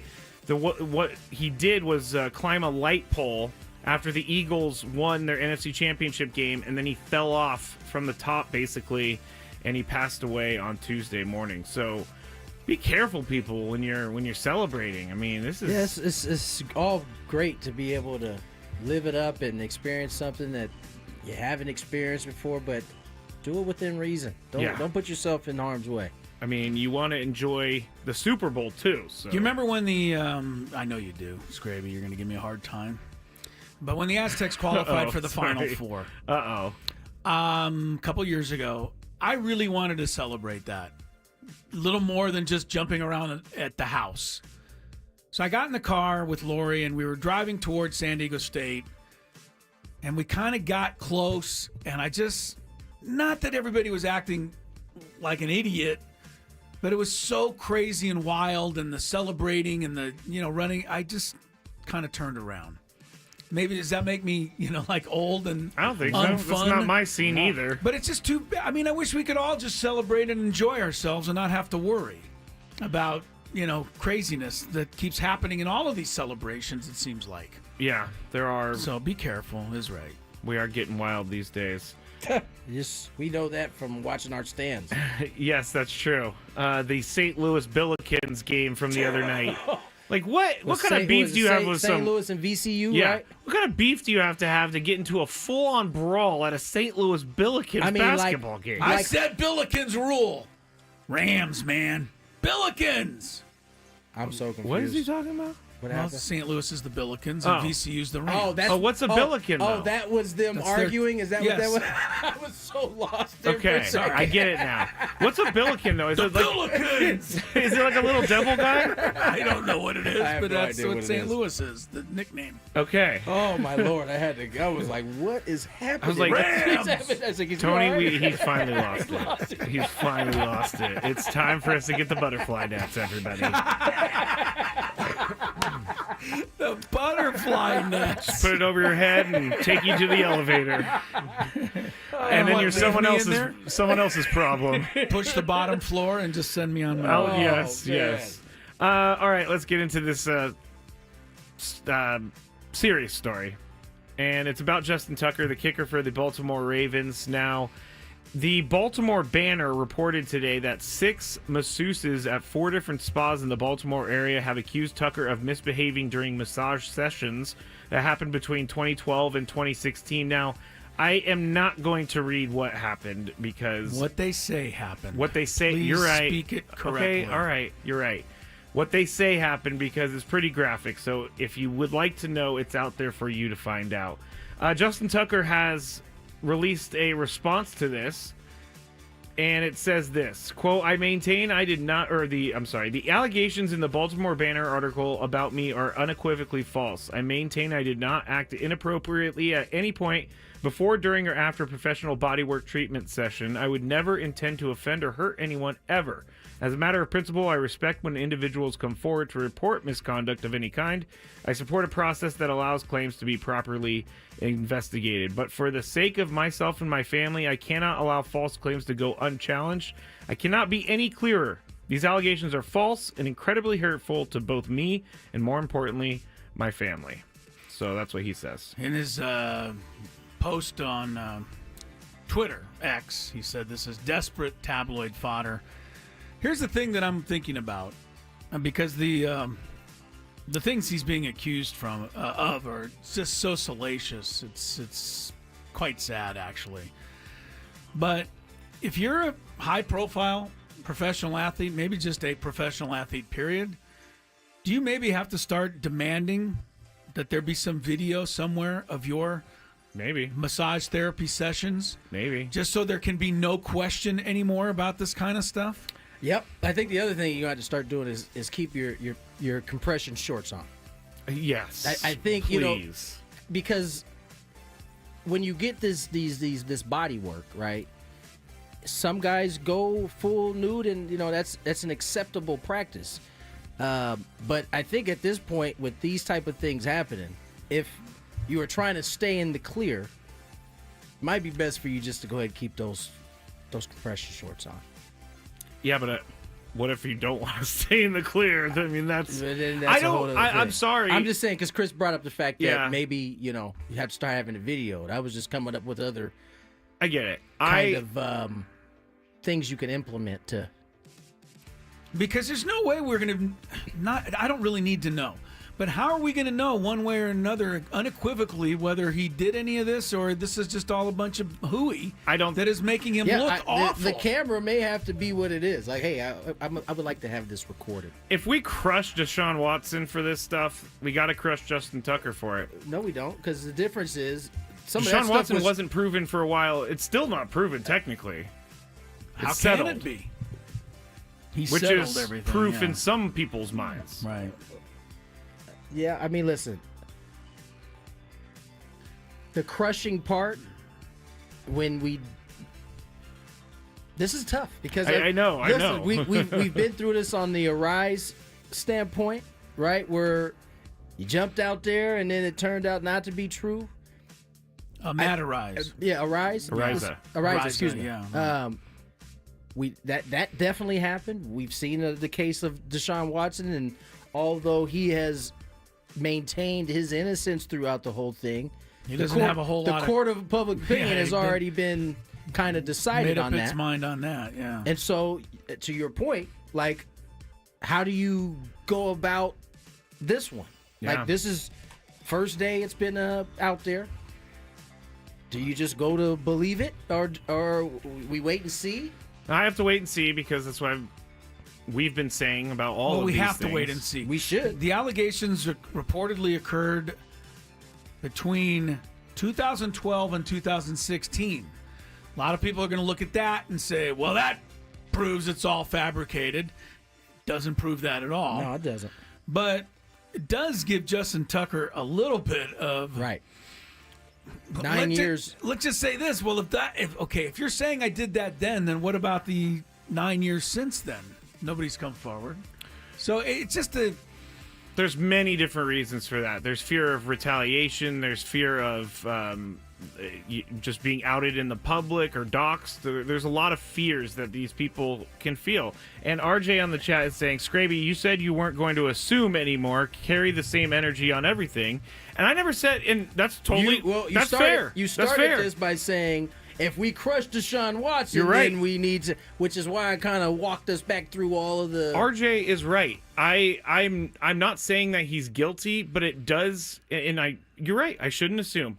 To me, my first feeling was this apology sounds a lot like Deshaun Watson. It sounds a lot like all of the apologies we see, but I don't know. Should he just stay silent on it and like not comment at No. all? Because I know that would make people feel a certain way too. It sounds very similar to Deshaun Watson's excuse. It also sounds very similar to Matt Ariza's excuse. Yeah. So who you going with?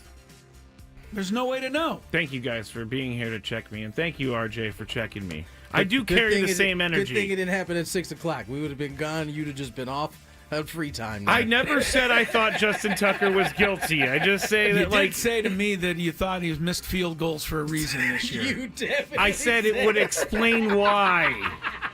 I did not say that I thought he was missing field goals. I said it would explain why. He had that hanging over his head. Funny, Is that what you're saying? man. You're still funny. This is not funny, though. Are you going to get to Scary Terry on this at all? Get to Scary Terry. Terry Rozier? Yeah. Yes. Terry Rozier, NBA player. He is under federal investigation. I like saying stuff like that. Federal investigation. I don't think he is under federal investigation. It says NBA star Terry Rozier is under the microscope as the feds dig deeper into the illegal betting scheme that resulted in Jonte Porter's lifetime ban. So basically, that Raptor guy, Jonte Porter, was found to have been a part of this scheme, and they were looking into more things, and they found out that officials believe some of the gamblers involved in Porter's rigged performances, the Raptor, last season also had inside information on Rozier's status for his March 23rd, 2023 matchup against the New Orleans Pelicans and put up huge amounts against his point and rebound totals. According to the Wall Street Journal, the betting activity was flagged at the time, and all Rozier-related options were promptly pulled from the sportsbook. He played under 10 minutes in that game that we're talking about, right, leaving with a foot injury. And then didn't play the rest of the season, I believe. It says, according to the Wall Street Journal, Rozier, who played with the Hornets at the time and now plays for the Miami Heat, has neither been charged with the crime nor has he been accused of any wrongdoing. They are flagging that game because he only played the 9 minutes and some change, and there were some weird bets on his particular betting. This thing is so complicated. There are so many things that can go way worse than even this. Oh, I'm just thinking about this. Walking around as a broadcaster for an NBA team, I choose broadcaster because that's what I'm, comfortable with. But you might see a guy in the training room before the game, just happenstance. Yeah. And now you can go and bet that the guy's not going to score a certain amount of points. Yeah, you can make a bunch of money. You could be a custodian in the building and kind of peek in there. That's even better. See him laying on the thing, like, oh, he doesn't look good. He's not playing today. Go ahead and put this down. Take this prop bet he's got on it. Yeah, just go ahead and keep making all these wagering sites. It's really good for the sport. The game involving Rozier in question, as Scraby said, he played 9 minutes and 36 seconds of that game, and not only did he not return that night, citing a foot issue, but he did not play again the rest of the season. So this is why I think this might be this is different than the Porter one, who was like fully in the games, numbers were fluctuating. Knowing what he was doing. Exactly. Where Rozier played 9 minutes 36 seconds and didn't play the rest of the season. I think that helps his case that he wasn't involved, because then he didn't play the rest of the season. Right, he actually got hurt. I'm not worried about Rozier. I'm worried about all of the sports betting and how it can just the thing is go horribly wrong someday. How many times are we continuing to have these, even if this turns to be nothing, we're having this conversation far more often than we were before it was legal. Yeah, definitely. Last one. Let's finish on a really fun one, guys. Okay, I'm down. So the Ball brothers, Lonzo, LiAngelo, and LaMelo. LaMelo and Lonzo are the NBA players. LiAngelo, not He's good the rapper enough. now. He's a rapper. He made a music video for his hit single Tweaker, and both LaMelo and Lonzo are in it. Yeah, of course they are. not? It's his brothers. The video was released today. I can't play it because there's lots of cursing. Yes, lots of cursing. This is maybe one of the dumbest careers I've ever seen. Wait, why is it a dumb career? This is like a guy who's like, oh man, didn't make it in the NBA. I'm going to be a rapper. I mean, I'm just saying, like, he went from almost getting into the NBA to already having a record deal for this song. I mean, I would say, regardless of how you feel about it, it's pretty talented to go from one to the other and get paid a pretty good hefty amount, too. There are those of my generation who would say that it takes very little talent to rap. That's not They true. would be wrong. I'm agreeing. They'd be way wrong. Try it sometime. Yes. Not everybody. easy.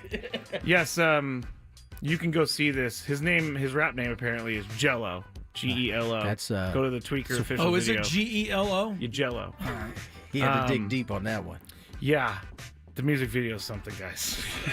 I don't know if it's better than Darren Waller's music video from his breakup, which Kelsey Plum did get traded. I know that was in the Spark news. now. Yeah. It's LA Spark. Her and Cameron Brink. Yep. Coming together. All right. That's it for 30 Mile Zone.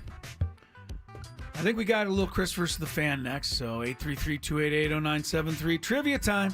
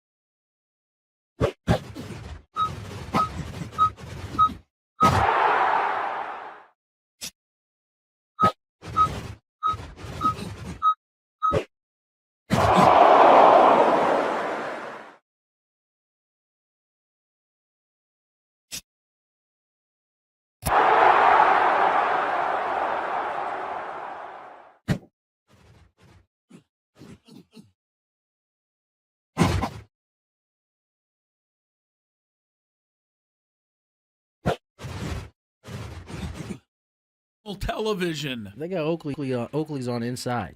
There's no sun. It's very bright. They're the head coaches, Peyton Manning The Mannings. and Eli Manning. 4 o'clock hour. You know what that is.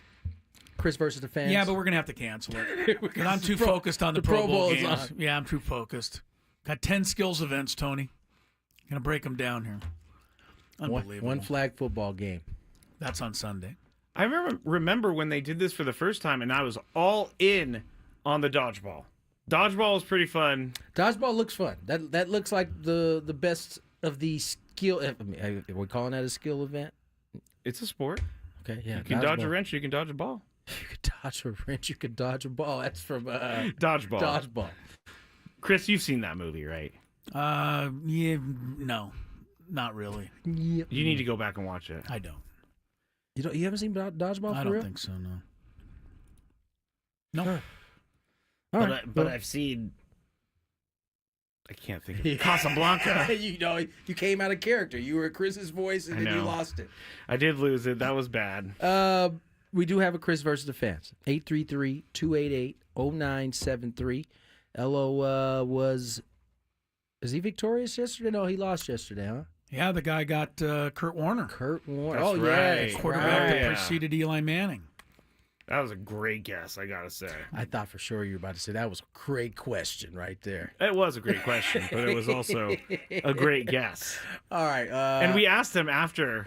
Did I? I don't know if I asked him on the air. He was a big Kurt Warner fan. Yeah, he was a huge Kurt Warner fan. Do we phone lines filled? Yes, they are. You ready to roll? Uh-huh. Let's play some Chris versus the fan. If you had one shot, one opportunity to take down the human almanac himself, howdy do. Now is your time. Listen to me, this guy is dangerous. Now is your opportunity to win a prize. Well, I hope you know what you're in for. Chris versus the fans starts now on 97.3 The Fan. All right.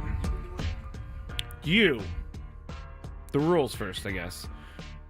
You have to make it through 3 questions. Each question will get more difficult. If you get the question right, you move on. If you get it wrong and Chris gets it right, you're eliminated. But if Chris gets it wrong, then you move on to the next question or you win if you're a first-time player. Let us know before you get into it, and you will get that question for free today. And we are playing for today a qualification for a chance to win a grand prize, a trip to Las Vegas to see Scorpions on August 14th, and plus 2-night stay at Planet Hollywood and a $100 gas card. Scorpions return with their 6 years of the Scorpions Las Vegas residency show. Live February 27th. Actually, these dates have moved, but they are later in the year in August. At PH Live at Planet Hollywood Resort and Casino. Tickets on sale now at Ticketmaster.com. All right, let's get to our first contestant. Chris, you give me a number today. 1 through 6. 1. Oh, Brandon. Our guy from the You chat. scored, Brandon. What up, guys? How you doing? We're very Doing good. fine. Here Doing we great, go. Brandon. First question. He's a vet. Since Scraby is trying to trade him, let's go with what year did Fernando Tatis Jr. debut for the Padres? That would be 2019. Indeed. 2019. It was. Nice work. And I'm not trying to trade him. You are. Question Did number you want 2. to think about that, Brandon? I mean, we barely got the question out of our mouths. No, Brandon definitely knows Man, that. he was on it.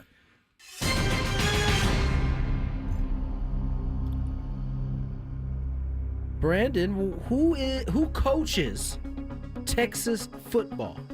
We're talking about the University of Texas. Longhorns? Sarkisian. Nice job. This might be a quick one, ladies and gents. Question number 3. I don't know if either of them get that second one. All right. Oh, he'll get it. You think? Yeah. Okay, go with Who the is first the- one. Who is the only player in Canton and in the CFL Hall of Fame? Basically, who's in both the NFL and CFL Hall of Fame, which is how I should have written it. I'm gonna guess that you just mentioned his name. How about Kurt Warner? Ooh. No, you know what? That was arena football. It was. So, He was a barnstormer. No, my bad. If that counts as my guess, so be it. Okay. He's going with Stay Kurt there. Warner, though. Stay there. You going with Kurt? Is there such a thing as a Canadian Football League Hall of Fame? I guess I there is. guess there is. Yeah, I'm in a lot of trouble here. Oh. Uh-oh. Well, how would I know? Did I know somebody? I mean, Doug Flutie. No, he's not in the NFL Hall of Fame. Should be. I just thought of a CFL player. I don't know.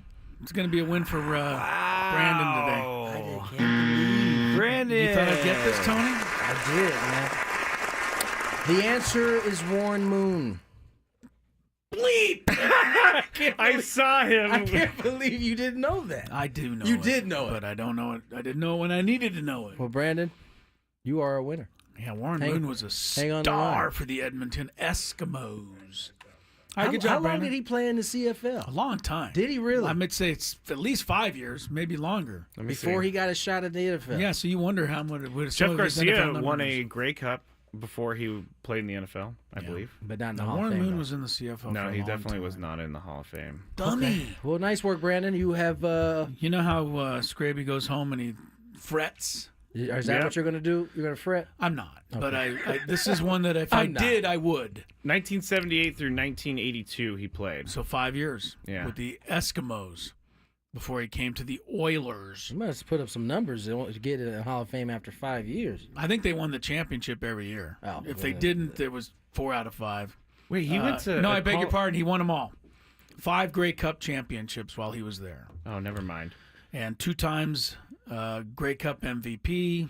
Well, on and on and on. Since we have so much time, Sorry, 1983, he threw for 5,648 Canadian football yards. He was just 31 touchdowns. He did throw 19 interceptions, but he was also rushing like crazy. He had 527 yards rushing that year. And then he jumped to the NFL the next year. Saw Warren Moon lead the University of Washington to the Rose Bowl championship one year over Michigan. Since we have some time, Warren Moon was pretty. Warren Moon was legit. Yeah. He had a huge arm, didn't he? Beautiful football, too. I saw him play the 49ers on Christmas Day at Candlestick Park, and I was a huge Warren Moon fan, and my family would not let me cheer for Warren Moon. I was like 6, okay? Why would you cheer against your own team? Well, because I liked Warren Moon, too, and I was like, this is kind of cool. We get to watch Warren Moon and the 49ers? What do I do? And they wouldn't let me cheer for Warren Moon. So you just had to keep it stored inside you, and every time he did something. Well, they explained to me why. At 6 years old, I didn't get it. That you have to hate the enemy when they're in your house. No matter what. No matter what. Does it explain why I am the way I am? It really does, actually. Not fully. The NFL had 182 concussions this season, down 17%. Down 17%. From 23. So there was 182 sounds like a heck of a lot. It really does. Remember, they allowed you to wear those kind of guardian caps. And I promise you, as the season went along, you started seeing more guys using it. It was usually only 1, maybe 2 on a team. Didn't really bother you too much not as at a all. fan? Not at all. I saw quite a few guys, especially in the safety areas. Seemed like those were the guys using them a lot. What did they do any statistics on guys who wore the Guardian caps and whether they had any less? I mean, you know I what I mean? assume. I don't know. And I'm not supposed to percentage. assume. Not supposed to do that. What does it make? What do you do when you assume you make a A If out of you you wore and the, me? if you wore the, One of my dad's all-time favorite sayings. He used to drop on me all the time.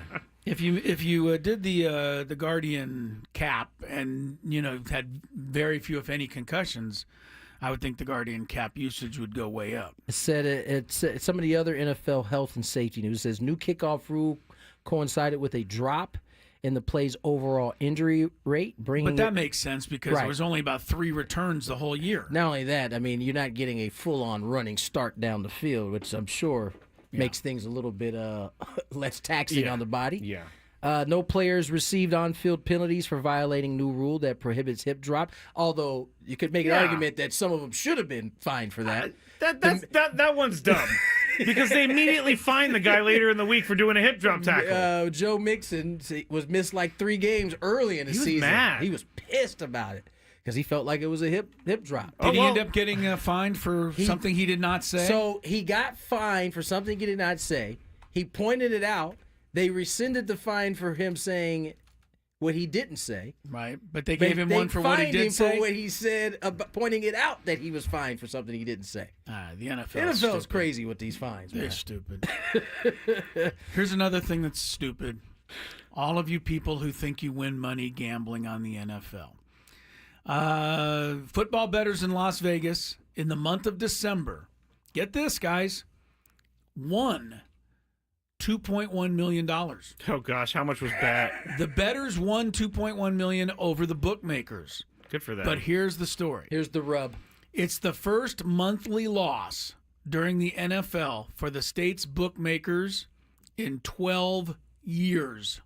They hadn't lost a month in 12 They'd years. won 83 consecutive months, or whatever. No, 12 times 12, sorry. 143 consecutive months before losing one. So all you people who thought you made a ton of money in December, You didn't. It's only because you lost a ton of money the 12 previous years. That doesn't tell you how hard it is to win this stuff. 12 straight years they won. But this month, December, good for all you bettors out there. All right. It's about time to slide away to our first 4 o'clock break. MLB has had to do some maneuvering, now that the Oakland, now Sacramento A's are moseying up north. They're taking their oxen right now. They had to find a place for the River Cats, who actually play there at the AAA Stadium. We'll explain where they're going when we return. More Gwynn and Chris. From the 855.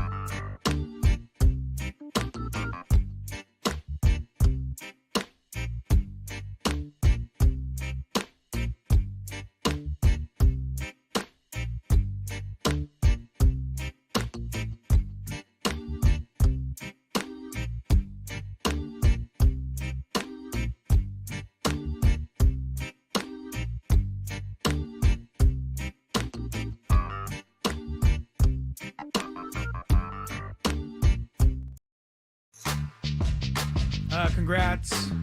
Brandon out there won the Chris vs. the Fans today. Pretty easily, I might say. Tomorrow could be your opportunity to qualify for a trip to Las Vegas. Best of luck to all of you.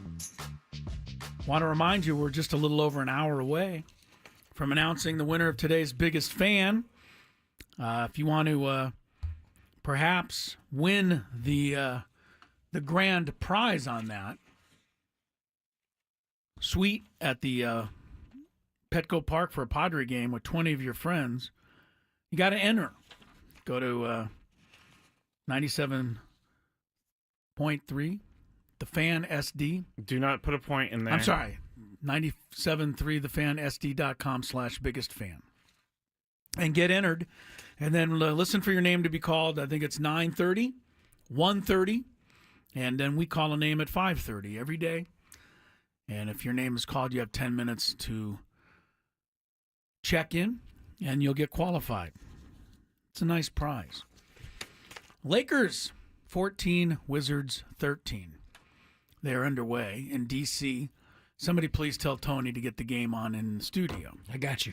Yeah, because I'm surprised it's not already on. I know, that's what I mean. It kind of Do not take the Pro Bowl off the TV. I was trying to figure The out what Pro Bowl skills, we can't take that. You take Oklahoma and LSU off the TV, the women's basketball game. we riding with the women's basketball on this one. No! I'm actually loving this Pro Bowl. They just had a trivia contest. They asked Fred Warner 7 questions. And he knew his league very well. What skill does that...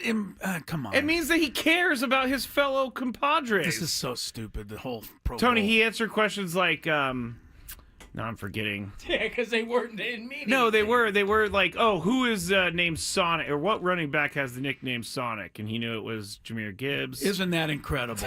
Thank Isn't goodness that he incredible? was chosen to the Pro Bowl team. Victor Wembanyama among the first-time All-Stars selected by the NBA. Reserves. The NBA actually does have an All-Star. Actually, they play games. Something different from the NFL. Don't even start because you hate the NBA All-Star game. Hate them all. And crushed them every year. Anthony Davis is in there, and that's probably all you're really interested in, Tone. That is all. AD made it. LeBron didn't make it? He was a starter. That was already determined. I was just like, that's Come on, crazy. Yeah.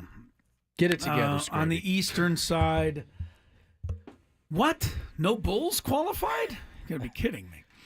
I have one more thing before we get to what you guys Real wanted quick, to chat about. Did Cade Cunningham get in? Yes. Good for him. Cade Cunningham was among the first timers. That's awesome. We were discussing the NFL and the concussions in the last segment. I did look this up. Take a guess how many players actually wore the Guardian cap last year on their own accord. 30. 30. Wow. I can think of like 5 right now. Yeah, I'm gonna say Achan was one of them. I'm gonna say 20, 25. Like I would have thought if you had the ability to wear something that you knew could help protect you, the number would be a lot higher. Oh no. The number was 20. And the I mean- NFL said that the number was not enough to generate any reliable data as to whether they helped. Okay. So you that's went why there looking is for no that. data on that. It's funny. It's not funny, but it's But only 20 guys chose the extra protection. You know, that's a pride thing. It's some of it's Got got to to be a be, little right? bit right because you know how silly the baseball hat looked, but Yes. it did protect you though if you got hit by line drive. I remember There's the one. two guys. I think I the remember. Padre lefty who did it, and he looked like a goof.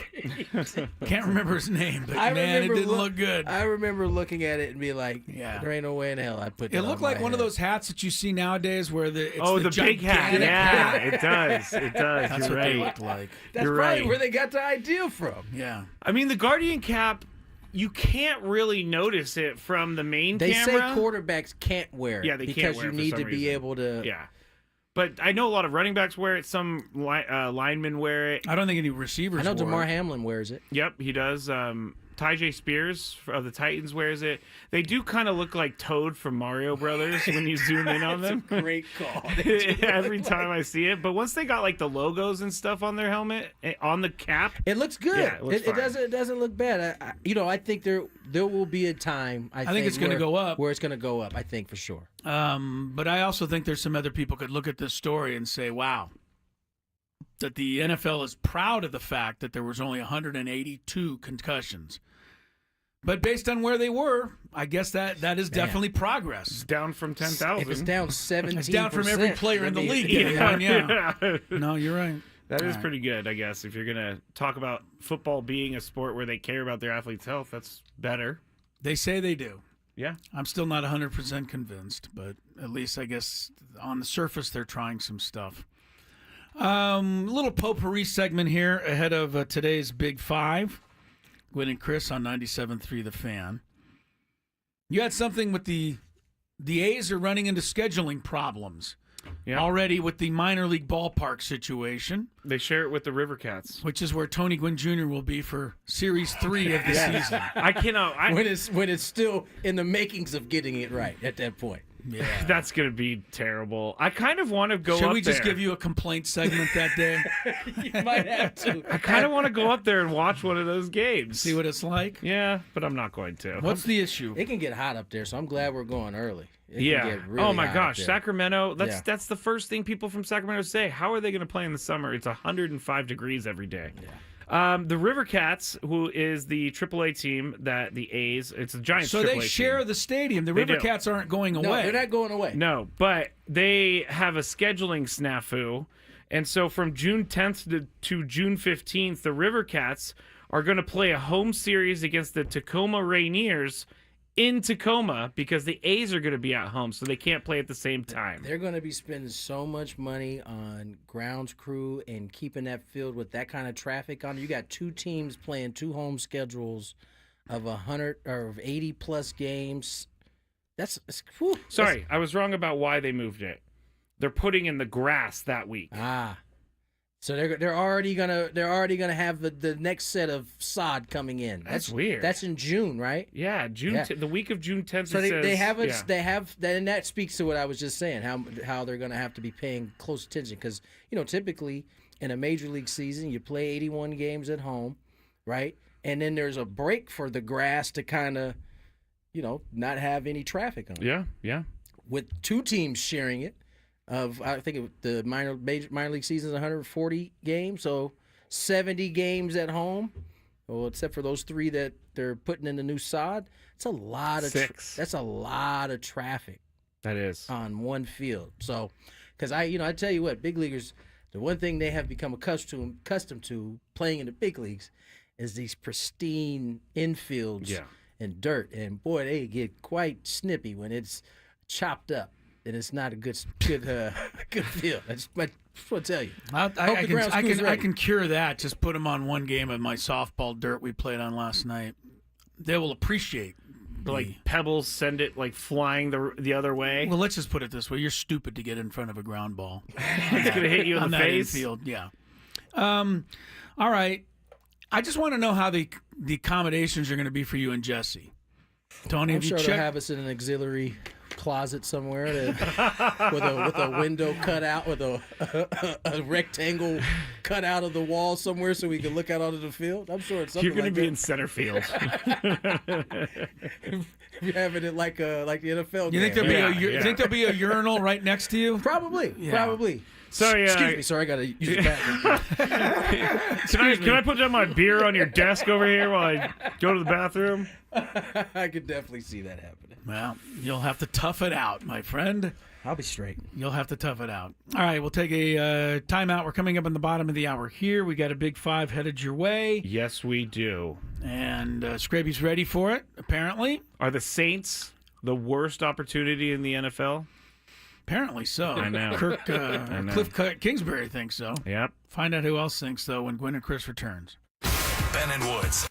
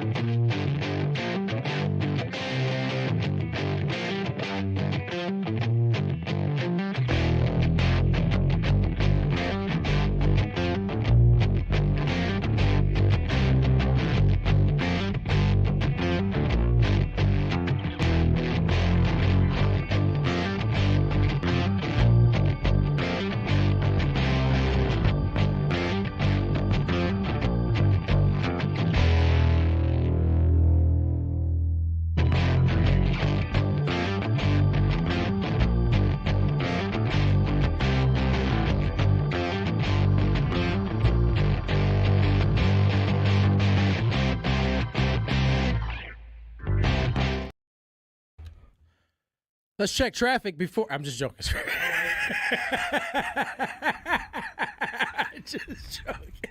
I'm just joking. Are you ready? Come on. 4:34 on the clock. Tony Gwynn Jr., Chris Ello, Matt Scraby.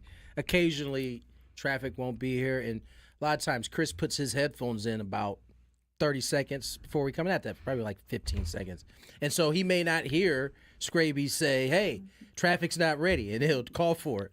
It just irritates. It does seem to happen often.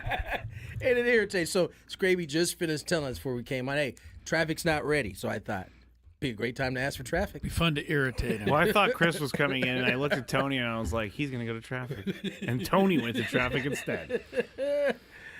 Oh, wow. Well, we have to have a little change in the traffic. Yes, we do. Because we have made a change on this program. That is for sure. Yeah, I mean, we are now pretty much on time with our breaks. Traffic's going to have to start. As much our fault as it is any. We have, for a very long time, stiff-armed time slots and segments. Mm-hmm. Now we've had a come-to-Jesus moment where we are getting in and out pretty quickly. Now, I haven't been the one stiff-arming. Touche. Yeah. But you are the contributor to us. You contribute to it. I mean, sometimes every now and again you're going to rant. Stiff arm it, but you definitely get on your rant soapbox. 100% I do. And I go, I don't even care about the break time. Let's go with this. And they would be the first person to say, hey, guys, listen, I know you guys like talking, but we got to get out for the breaks. We just have to. I mean, come on. Yeah. They're like mad at us. And then I'm like, who cares? Go with it anyway. Yesterday I put up a poll. Remember this on my Twitter or X at Matt Scraby. Do you read the newspaper daily? Oh yes, I do. So Adam and I had a talk before the show about the newspaper, and this whole thing was put on there just to try and embarrass me. It was no. Yes, I was actually legitimately. It has your name is nowhere in this. I just said, do you read the newspaper daily? Because I was curious to see how many people still read the newspaper. Out of 1,000 votes, 83% said no, they did not read the newspaper daily. 17% said yes. Wow, that's higher than I would have thought. Will says, not since the San Diego Union became the LA Union. That was a common response. That really? San Diego Union Tribune is owned by the LA Times. Yeah, they've merged in a lot of ways. So you can't get the paper no more because it might have too much LA news in there? Is that how that works? People don't like LA to touch anything of ours. I'm not a big fan of LA Times owning San Diego Union Tribune because I don't think that news organizations should get even bigger. Are they going to skew it so that it's like... No, it's nothing about their coverage. They just don't like the fact that they're owning I just don't like that there's one big company that owns all the news in Southern California. Oh. Interesting. That's another show, though. Scraby does not like anything large in the company world. Well, is that true, Scraby? You would like everybody to be a mom and pop store if it could be. I think there's a place for big business. I just don't like how big business goes down. I don't think that's a bad thing. There's a place for it, but you just don't like how they operate. Yeah, correct. Thank you. Okay. Thank you, Tony. Okay. And they squash the little person, of which Scraby is one. I will fight for the little people. Yes, you do. All day, every day. Hero. Remember to listen at 5:30 for us to announce today's biggest fan for a chance to qualify for a night in our Odyssey suite at a future Padre game. Register your name at 97.3thefan at sd.com/biggestfan in order to potentially have your name called. Is traffic ready now? It is. Let's check it. From the 855 Get Ross Traffic Center, protecting San Diego after accidents or injury, here's Kelly Danick. Come on, guys, get a grip of the steering wheel. Seeing way too many accidents, and I know it's not raining. Come on, southbound side of the 5 La Jolla Village Drive, a collision. No details as to whether that's blocking any lanes. Then downtown, hit run crash southbound 5 before Civic Center. Those vehicles are over to the right shoulder. Got this collision on westbound King Freeway, right at the southbound 125 connector ramp. Looks like a couple vehicles involved there over to the right shoulder. Traffic alert's been issued now. Southbound 125 just before the 8. They're saying, what? All lanes blocked with a 4-vehicle accident. South 125 before the 8. And, of course, we got a ladder jumping into the act. Northbound side of the 805 before H Street. That's in the fast lane. Eastbound 52 Magnolia off-ramp. Got a stalled vehicle blocking the right lane at that ramp. I'm Kelly Danick with Gwynn and Chris, San Diego's #1 sports station, 97.3 The Fan. It's that time of the show when we check on the latest in sports. Only the most important topics and questions are brought to light. Stop what you're doing and listen. These news stories will astound and amaze you. The one, the only.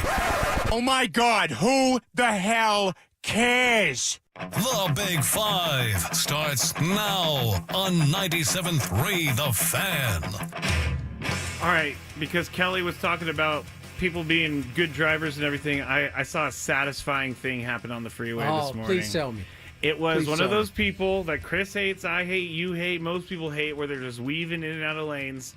And like I said maybe a month or two ago, the people came together and they trapped them in so that they couldn't go anywhere. They just drove the same speed for like... Do you think they did it on purpose? I don't know how I could prove that, but it did seem like they were in formation. That's the beauty of freeway driving sometimes, is that no one can have any idea what is going on, but you who are watching from behind get to see it, and it is nothing better. It was like, so funny. You can't go anywhere. That person wanted to get into the carpool lane.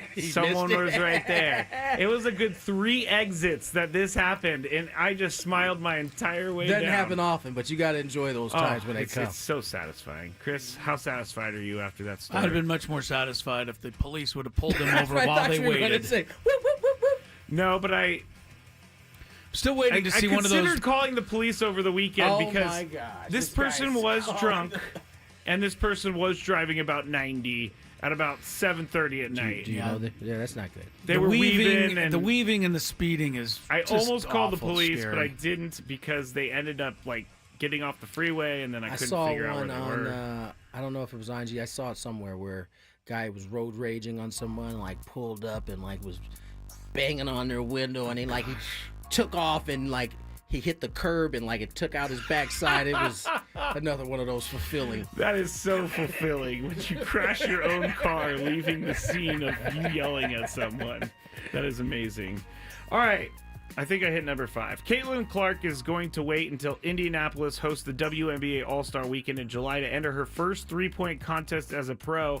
The Fever star declined an invitation to participate in a special challenge during the All-Star Weekend next month. And there had been discussions for Clark to participate in a contest similar to the one that pitted Steph Curry against Sabrina Ionescu in a three-point shootout during last season's All-Star Weekend. Curry beat Ionescu, but many people liked this event. They thought it was pretty cool seeing Curry go against her. Many people would have thought it was cool to see Caitlin Clark going against someone like Steph Curry. Tony, as the presumed face of the WNBA, Caitlin Clark, is it her duty to do this? Her duty? Nah, I don't know. I don't think so. I think it's listen, I think when Sabrina Ionescu did it, you know, I don't know that the WNBA was getting the eyeballs that it has since she's joined the league. She is literally driving the popularity of that league. And so why not save it for when your league has their All-Star game? I think the WNBA is in a different spot in 2025 than they were. I think that was 2023 that she did that, or 22, one of the years. So yeah, I mean, I think it would be cool for her to join, but I think it kind of holds it until the WNBA has their All-Star game. Chris? Tony took my answer. That's exactly it. About 3 or 4 years ago, Caitlin Clark would have had to be in the NBA All-Star contest to bring more attention to her league. Now her league has enough attention, so she should display her talents within the confines of her league. I totally like what she's doing here. All right. Sorry, I was looking at something I got alerted to. Number 4. And I'll just move on. It wasn't Care that to big share? It wasn't that big of a deal. I thought gonna there leave was. us hanging I on thought that? there was like big news. Is your dog running around the neighborhood without a No. leash again? No, I would never let Lucky out again. By the way, if anybody has any shedding prevention techniques, let me know. I commanded it, and Major League Soccer listened. For the first time ever, MLS and Apple are making the all-in-one streaming service available for purchase on Xfinity and DirecTV, according to a report from the Sports Business Journal. Additionally, T-Mobile customers will get the season pass for free. Plus, they're going to start a Sunday night soccer game, and you won't need season pass for this. You just need Apple TV Plus subscription. So, Chris, do they need to open it up even more? They're opening it up a little bit for people. Yeah. Do they need to go bigger? One step at a time. I'm okay with it. I at least they're thinking outside the box. That's a good thing. And now that the MLS is coming to San Diego, I'm behind anything that'll be good for this league. Get more eyeballs on it. Yeah. I mean, there's got to be... Is there a place where you can go to see highlights of, like, all the goals that are scored in a certain day? I'm sure there is. Do you know what I mean? Like, wouldn't a lot of fans want to see something like that? Maybe there's soccer fans out there can tell me. I think they But, like, might at the have end something. of an MLS day, you go to whatever it is, MLS.com or something, and they, there was 12 goals scored on a certain day. You see them all. I think fans would like to see that. I mean, that would be a good way of getting me to know some of the players on some of the other teams. I think that's the Gorzolo? How you pronounce it? The Gorzolo? Oh, Golazo. Golazo. I think that's Gorgonzola. Sorry, I was thinking about the cheese. I think that show is supposed to be like the roundup for, but they don't have it daily. I don't believe. But it's like a red zone, maybe. Yeah, because a lot of the games happen all at the same time. I mean, maybe you charge $1 to each viewer, but yeah, look at all every night at, I don't know, from 10 o'clock on, it's available to go look at every goal scored in the league today. Yeah. I don't know, maybe some purists would hate that, but I believe, and I've said this before, although soccer fans disagree, there are far more non-purists of soccer in this country than there are purists. Yeah. I get it. Tony, did you already answer? I guess. I did not. Okay, what do you think? Do they need to open it up even more? Soccer? The MLS package viewing. Because right now, if you have Xfinity or DirecTV, which you just left DirecTV, I did. You could buy the package and watch it on your TV, or you could buy it through Apple TV Plus. I have the Apple TV, so if I wanted to watch, I could. Yeah, they should open it up. I mean, listen, the more viewers you can get, the better. But they also are in this same weird spot that all the other sports are with streaming and trying to figure out the best way to go about it. They're really one of the first, I think, on Apple TV. I think their first deal was with Apple TV, and it was, yeah. So yeah, I don't know. I think they do need to open it up a little bit. All right. Number 3. Mike McCarthy's tenure with the Dallas Cowboys, I don't know if you guys read this, came to an end in part because he couldn't agree to terms on a new contract, but it really hadn't been clear until now exactly what the difference was between the two sides. Per ESPN's Todd Archer, Jerry Jones didn't waver on his offer of 3 years, while McCarthy was seeking a 5-year deal. Financial terms of the Cowboys offered to McCarthy are unknown, but it was the year difference that people are saying sent him packing. Tony, did Jerry make the right choice to let him go? I don't know if Jerry made the right choice, but McCarthy made the right Do you choice. think- He was like, if I'm going to do this, go ahead and give me 5. Yeah, he wanted the security. You left me hanging out here all year long. You were playing games. At one point, you seemed like you're going to fire me. And then you came back the next couple of weeks, and it sounded like, I'm going to have a job. But you never actually offered it to me until we got to the end of it.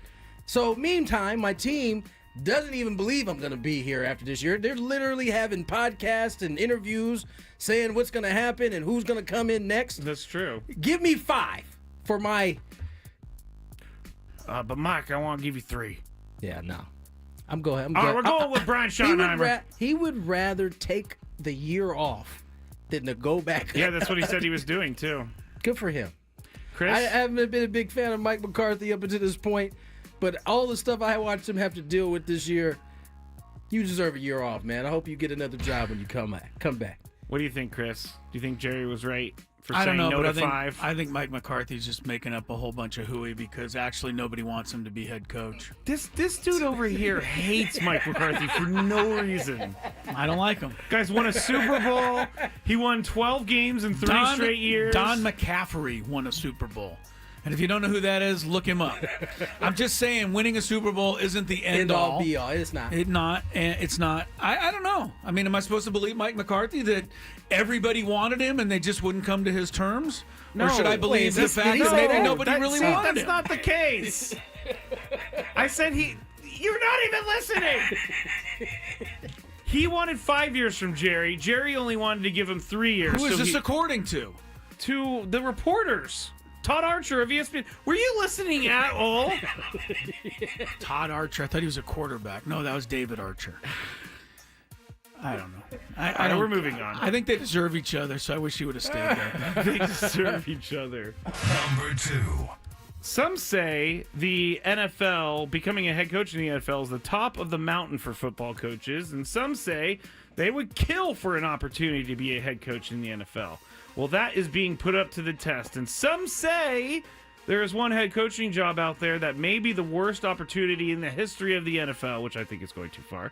The New Orleans Saints. So far, Cliff Kingsbury and Joe Brady turned them down. Potential target Mike McCarthy, who we just talked about, is not going to coach in 2025, so the search is down to 2 names, with Eagles offensive coordinator Kellen Moore the favorite. So Kellen Chris, Moore's job to lose at this point. Yeah, is the next head coach of the Saints a dead man walking? If it's Mike McCarthy. He doesn't want to go there. He's not coaching. I don't think so.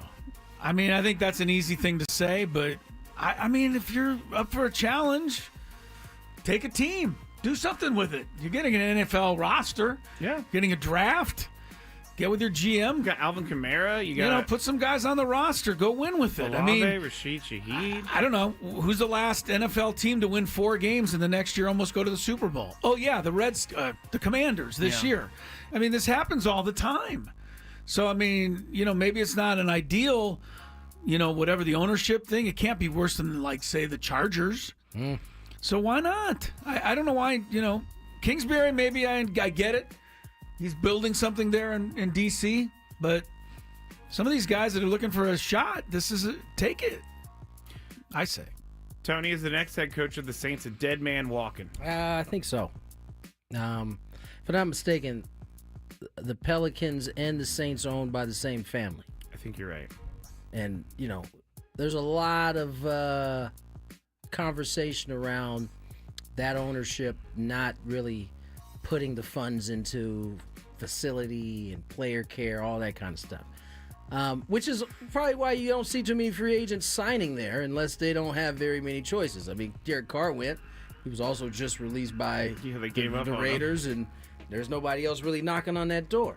So, yeah, I mean, they have some talent. So I won't say they're a dead man walking, but you won't have the kind of unity from top to bottom that you probably hope walking into that kind of job.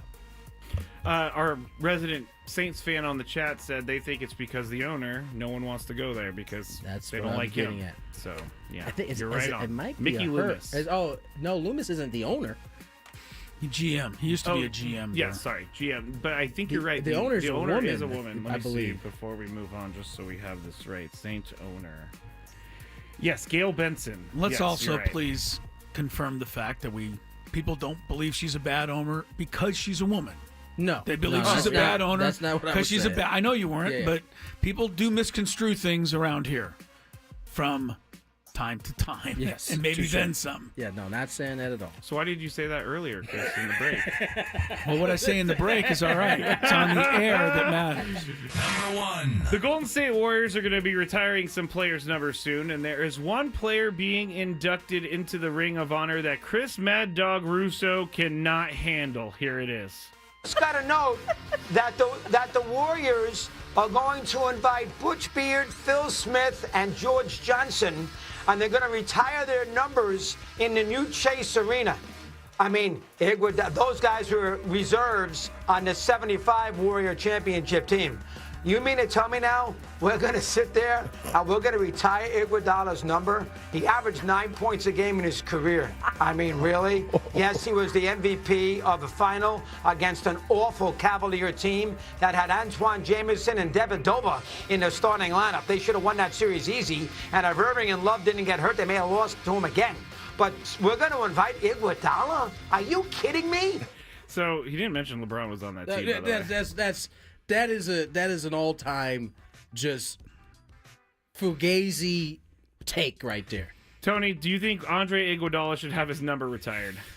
I do think that is questionable. I think it's questionable as well. But please, don't make the point by saying he got his championship against Delvedova and Antoine Jameson. You're just going to omit LeBron James out of that whole thing? And then he said, and Irving and Love were hurt. It was like 4 starters. Get out of here. Chris, my question was, do you think Iguodala should have his number retired? Yes. Whoa.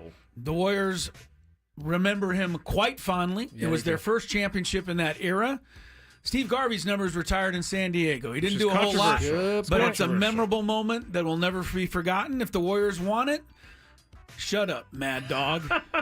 Chris doesn't like Mad Dog I do either. too, but not on this one. I don't. Reset.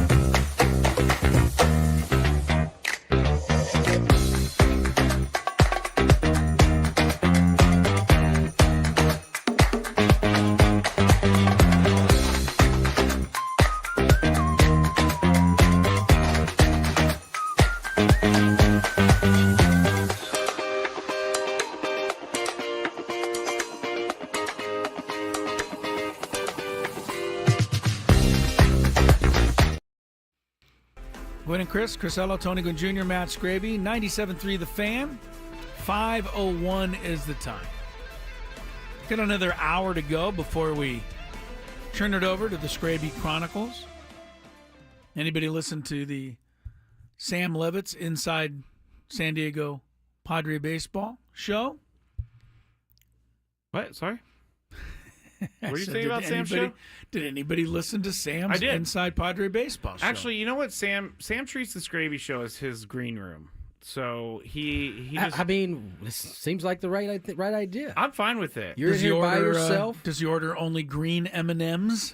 He actually makes me go get pink M&Ms because You ever those are the harder seen ones to get. Ever seen some of those things, Tony? Yes. They're called sorry, what are they yes, called? Tony. Riders?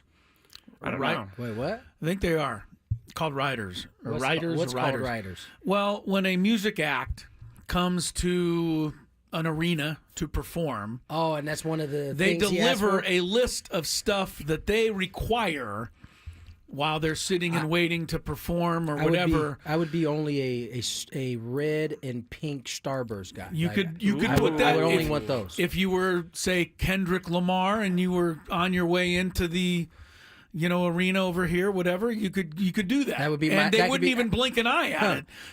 Some flunky somewhere would go into the Starbucks and would separate the green or what'd you say, red and pink? The red and pink Starburst. Yeah, they would do That's a that good for one. you.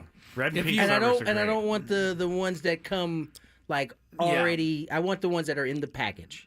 Oh, you mean you want it in the wrapper? Right. I want it so in not the the Halloween candy. Yeah, no. I want them in the wrapper. I want to have to. Scrappy, what would you want if you were a music act and you could put a couple of things on your request list? You could throw some chicken wings. Well done. You could. I mean, honestly, the entertainment world is full of hilarity when it comes to stories of things that certain musical groups require. Quote, I should say, quote, require to go out and order, to perform. I don't know what I would want. I mean, I'd have, a red vine or two would be awaiting me. Oh, definitely some of my Airhead strips. Oh yeah, You want Tony Airhead loves those strips? too. I love those. The I rainbow. do love Mamba. The fruit chews. high chews. High chews are good too. Yeah. I'd have only certain colors of those too. I don't know if I have the word not right. everyone is good. Somebody's listening to this and going, Chris, you don't have it. I don't know if it's riders or writer, whatever the actual word is that they fill out. But I know that the reason I know this is because when the Gulls were at the sports arena, there was a lot of music acts at the sports arena. They leave their list behind? Not necessarily, but everybody'd be talking about what this act wanted and what that act wanted and how absurd this act was one-upping that act. Because, I mean, they don't just want a comfortable place to sit, They want everything. Everything. Yeah. So, Scrappy, you wouldn't take it. I mean, you would take advantage of this, would you not? Yes, I would take the mystery flavor Airhead and the red Airhead. I would take those. I love Airheads. They're so good. Airheads are delicious. Airhead bites are even better. Airhead bites are cool.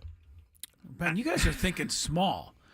Like, to me, set up a barbecue and get some steaks grilling on that thing. Apparently it is Ryder. Ryder? Ryder, thank I've you. never heard that I before. appreciate that for whoever. There was some really ridiculous ones I read before. Yes. Like people actually have to take time out of their day to accomplish these ridiculous things that celebrities want. And guess what? These celebrities probably don't eat many of the things that are in Right. there. It's just so they have It's just a thing to say that they were able to get it. It's called a talent writer. Mr. Yeah. Schwartz just texted me. Thank you. Celebrity riders, I'm looking at here. A list of demands that music performers include in their performance contracts. These riders, R-I-D-E-R-S, can be amusing and sometimes bizarre.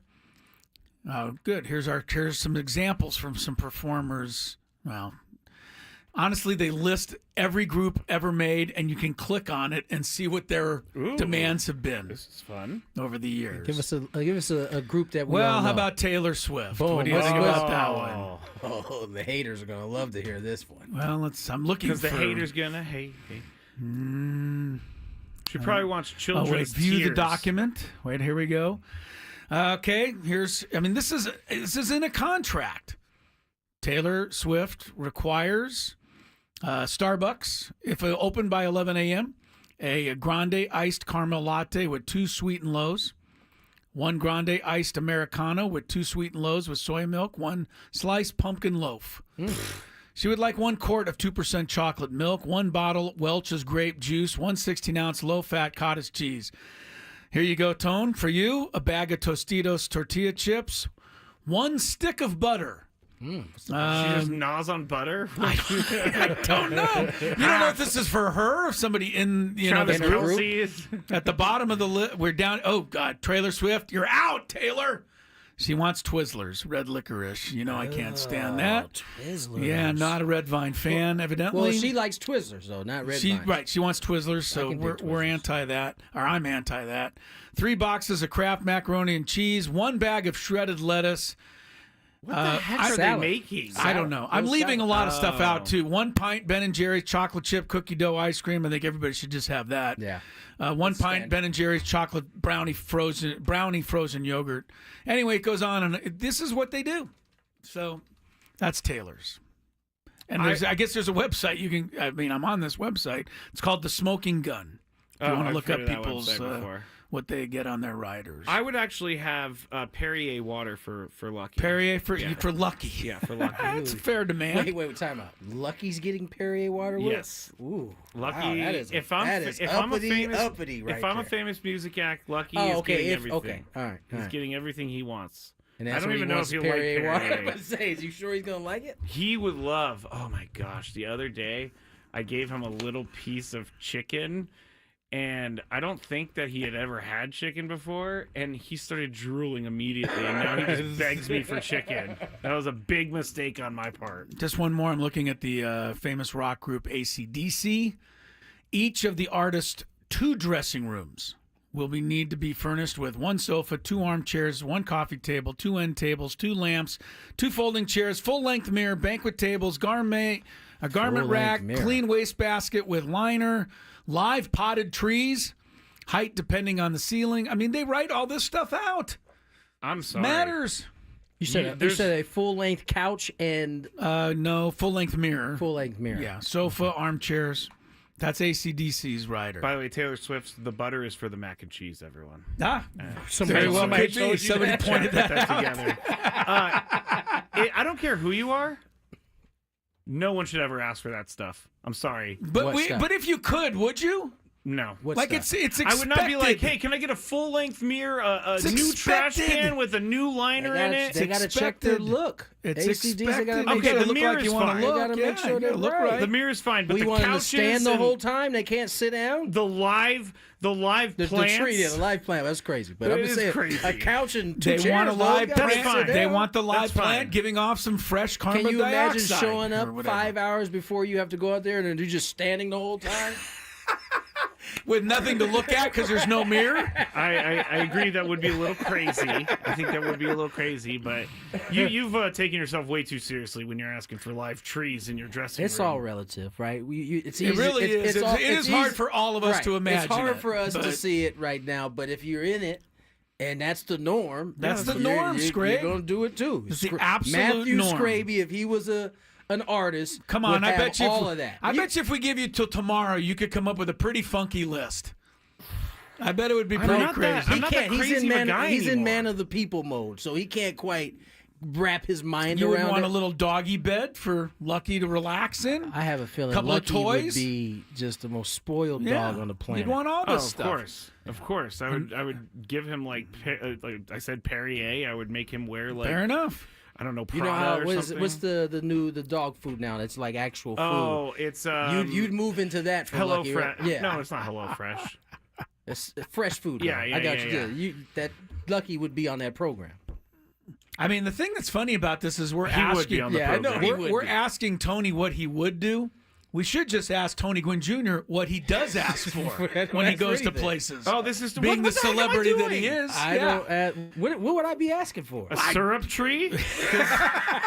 Remember, you have one in your backyard. You can't go anywhere without it. A syrup tree, huh? A helicopter to take you across the street. Nah, Palm fronds to be waved in your presence. I don't do helicopters. I know one thing you'd like: a big old jug of frozen grapes with honey. You're gonna say I would ask for that though. That's I would right. That would be one of my asks. Frozen That'd grapes. be one of your favorites. But I want the honey, like the honeycomb. Like you seen the? Oh yes. From like a beehive or something. Yeah. That'd be one of my asks. Well, that would be okay. Yeah, that's the part of hey. I would forget to ask for couches though. I'd probably be standing.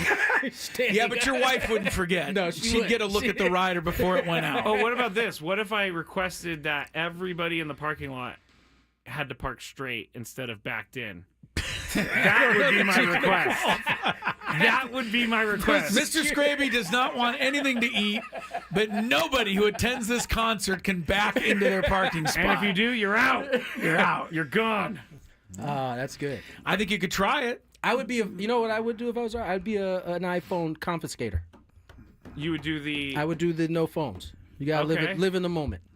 All right, so it's Check not your about iPhones it's at not the about door. videoing your show. I don't or care anything. about the just way everybody. Because I know be in some the moment. comedians now they some of them make you put your phone into like a Faraday bag. Which I've been to blocks 2 out all comedy the shows signals. where I've had to give up Really? my phone. Yes, and it's better, right? it is. You're pay not attention. you're not thinking about pulling your phone out at any point.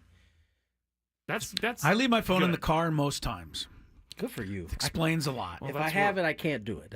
I've just tried. I've put myself on restriction though. Like I only get I get warnings when I'm on IG too much. I don't even go on the news anymore. But So Tony, I can't go to the news anymore. It's too crazy. It's too crazy. We'll take a break. Before we get there, the Lakers are about to take a break. Yes, they are. Leading Washington 78-45. Wow. Maybe they should shorten This this is game good. to 10-minute quarters. This is about. It's not even halftime yet. Not either. even halftime. 78-45. Pathetic. Gwynn and Chris continues. From the 855.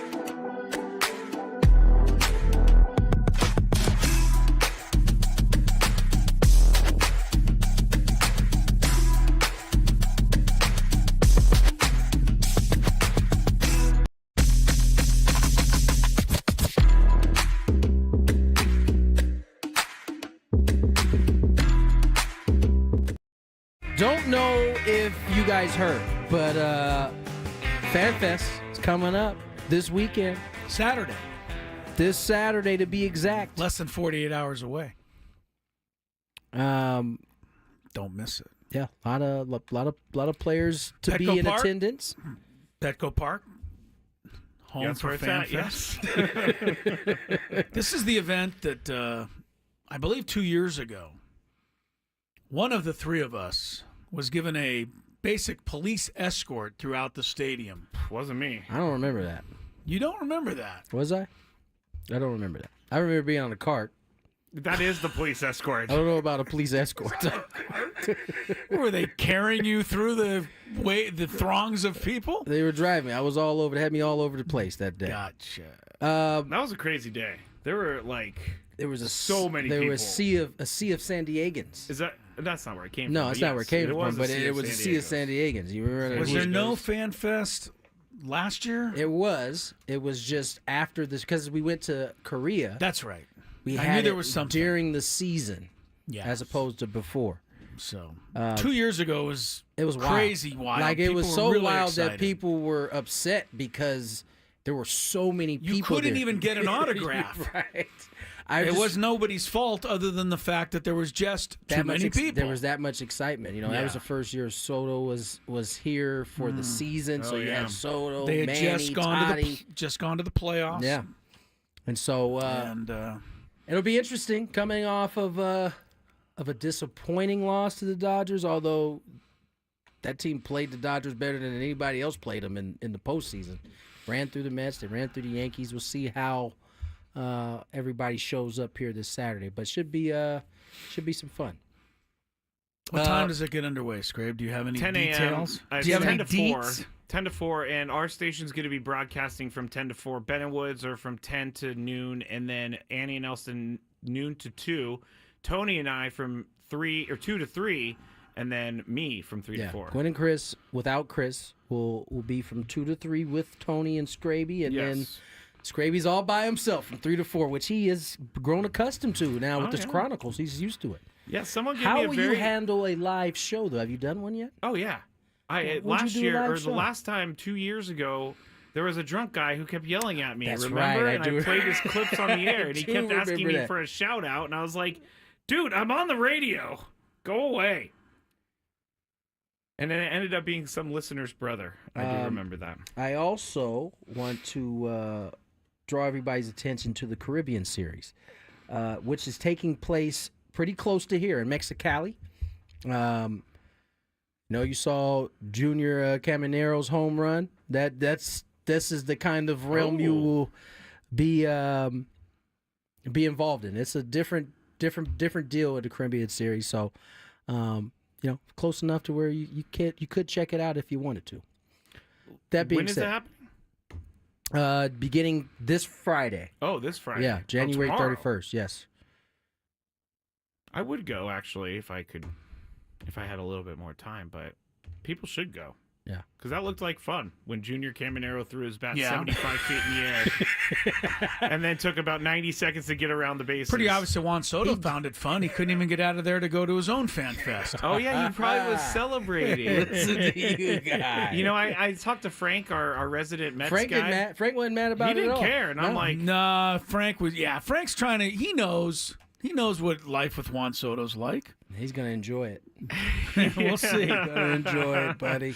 I'm not going to go in on Juan Soto like we did yesterday. I have one more thing, guys. What do you got? Do you know what Cam Newton said today? He said... I saw this. Okay, Did you hear the entirety, or did you just read the quote of what he said? Well, I have like a little bit of a 2-minute clip from it. So here is Stephen A. asking Cam Newton a question. You've got a former league MVP right here on the set right now in Cam. I ask you, Cam, if you could give back that league MVP for a Super Bowl championship, would you do it? Nope. Oh. Really? Really? Wow. What? Because you have to ask it through this lens. That was a very journalistic viewpoint or vantage point or response, Stephen A.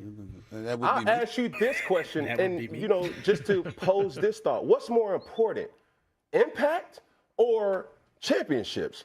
You look at a guy like Allen Iverson, who you stood up on the table and blah, blah, blah, blah, blah. Everybody's not going to be Michael Jordan. Everybody's not going to be Patrick Mahomes. Everybody's not going to be these individuals who have the luxury of saying, hey, I not only dominated this sport, but I also have championships to back it. Like, let me remind you, Brad Johnson won a Super Bowl. Trent Dilfer won a Super Bowl. Respectfully, Nick Foles won a Super Bowl. So, yes, when you look at those guys and you say, okay, what's more important? Would you have preferred to win a Super Bowl? I think that's the humble approach. But if we're being honest, the impact of you holding yourself accountable to say everybody has a responsibility to do. And you can say as an MVP award winner or an All-American, you've held yourself or you've held your end of the bargain down. At first, when I saw this clip and I saw the headline, I thought, this is insane. That's what I thought. What are you doing, That's Cam? exactly what I thought. But he does make some good points. Not enough. Not enough, Chris says. Sorry, I'm in to win. I've always, that's it. I think he's in it to Maybe win I'm not too, good enough but- to be considered for MVP, so maybe I don't think along those lines.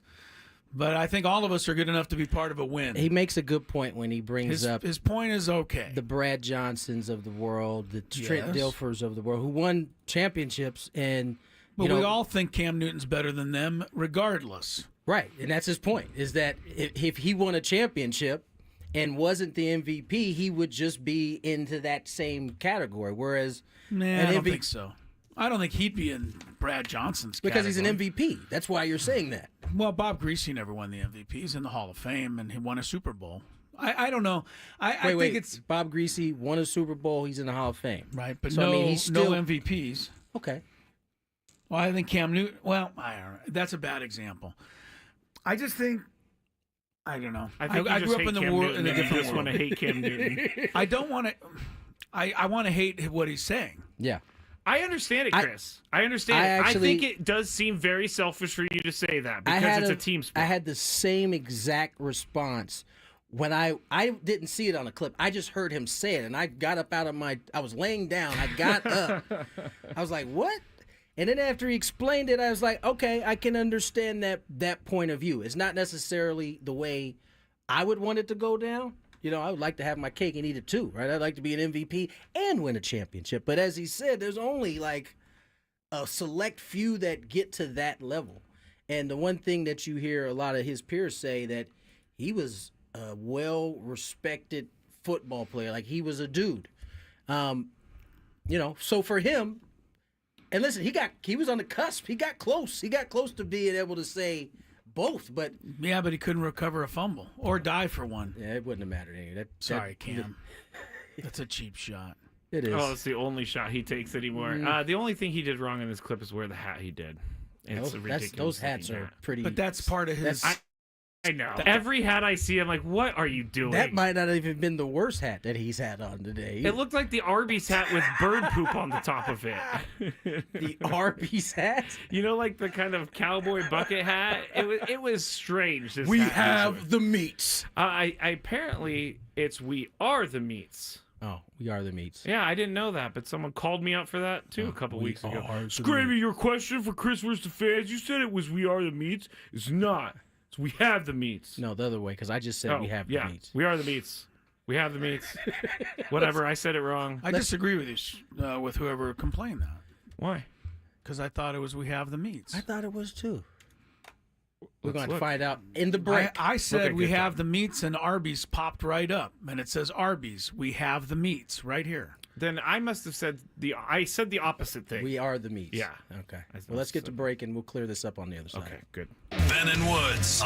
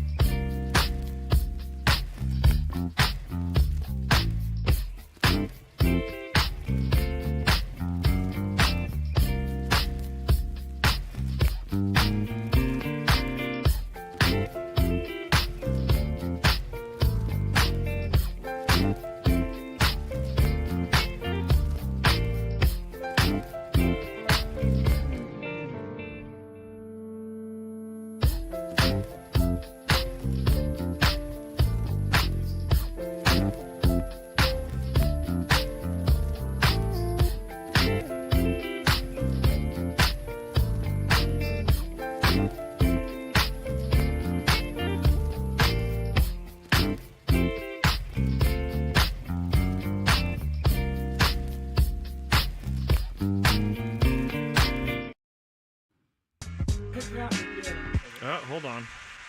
There you go. No traffic yet, I'm told. Thank you for listening, Chris. Gwynn and Chris, Crisello, Tony Gwynn Jr., our traffic department. Mr. Scraby over there. He's got the Chronicles at 6 o'clock. So you're in good hands after this program is over. Lakers are in good hands. When are you going to call off the dogs, Tony? Don't call them off. Don't call them off at all? We got to work. You want to set an all-time record? Game the other night? Let's get to at least, I don't know, 5 minutes and 4 before you call them off. 5 minutes. Coaches are hilarious. I will say that. Like I'll be doing in the Aztec women's game. They'll be up 42 points with 6 minutes to go, and they maybe next break we'll bring in the subs. Yeah. We got to get a little closer to the zeros. There's 6 minutes, really? With 4 minutes left. Okay, you can come in now. It's perfect time. Cracks me up. 5:35 is the time here. It's not the perfect time for traffic. No, not yet. But I have a question for you guys. What you got? Would you like to try any beaver nuggets? What? What is that? That's exactly what I said. Beaver nuggets. Would you tell my wife on me? No, of course not. Of course not. No, last night. What are they? Last night at the Scravy Show, Frank got started on Buc-ee's, this like place in Texas that's a huge like. So is this a sweet thing, a savory thing? I have no idea, but I ordered some off of Amazon because we're going to try them next week. But Sam Levitt jumped on the Scraby Show last night and was raving about these beaver nuggets. He said, quote, "I've had many beaver nuggets in my life." All right. You mentioned cheesy powder, like Cheetos earlier. It's instead of sprinkled cheese powder, they're covered in sticky sweet sugar dust. Ooh, sticky sweet sugar dust. That might sound like something right there. Chris, we also have to read Biggest Fan. Oh, yes, we do.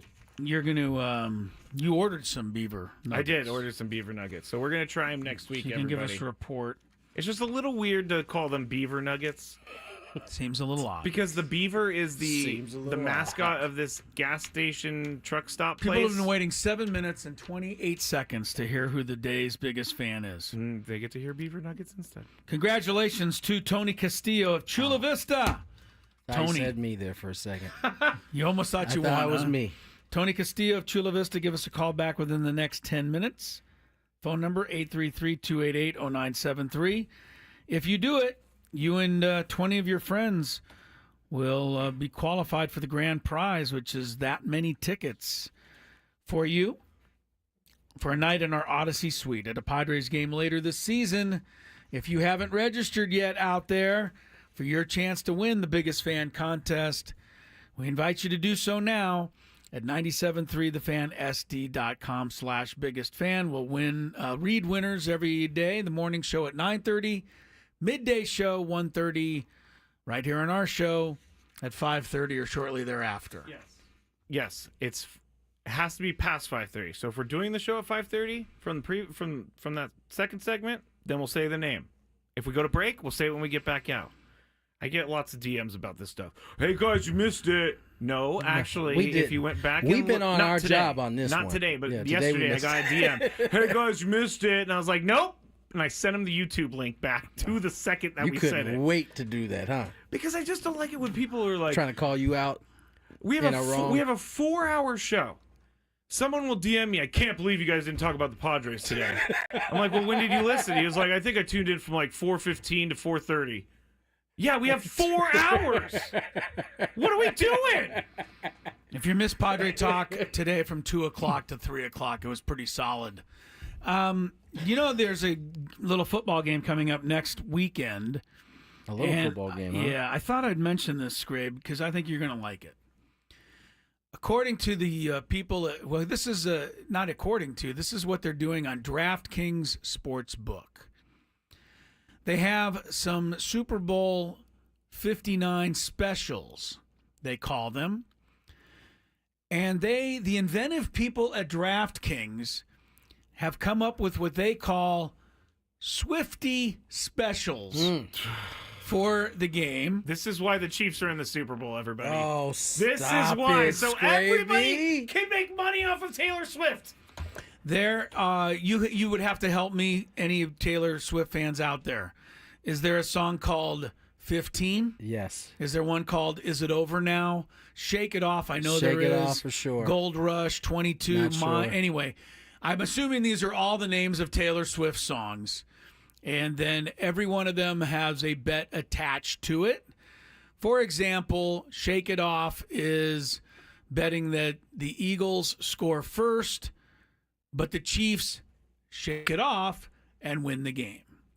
This might be the dumbest thing I've ever heard. Oh, I bet you they're going to get a lot of people to bet on this stuff, Scrape. This might be the dumbest gonna thing. shake it I bet off you and could win call the it Super dumb, Bowl. but they're going to win. They're going to get it. Did you The last one here, Wildest Dreams. Travis Kelce to score both the first and last touchdown. It pays at 90-1. I'm telling you, they're going to get a lot. They came up with a bunch of Taylor Swift song titles and have made wagers out of them. I don't know that they cleared it with her. Oh, they have. Could there be a little copyright infringement no, here? No. They're probably doing it on the up and up because I know, and she should. She protects her music pretty well. Yes, she does. And her properties that she owns. I kind of hope that they haven't checked with her on this. They're not that dumb. That me mentioning it on the air gets back to her, and then she sues DraftKings and puts them out of business. That'd be DraftKings terrific. has had some bad practices here as of late. You really think somebody at DraftKings called the Taylor Swift people and said, "Can we list all these?" Yes, the label. Whoever owns the music. When you're doing this, and the label said, "Sure, we want to be associated with a gambling website." Oh, they said if you break bread, every Well, time I'm you just saying, every time you use it, we get such. I mean, that's how record companies work. They get all day bread. Yeah, they're not going to miss out They on don't that leave stuff. And they don't leave a crumb out there. Especially if DraftKings is just going to pocket all this money. They're like, no.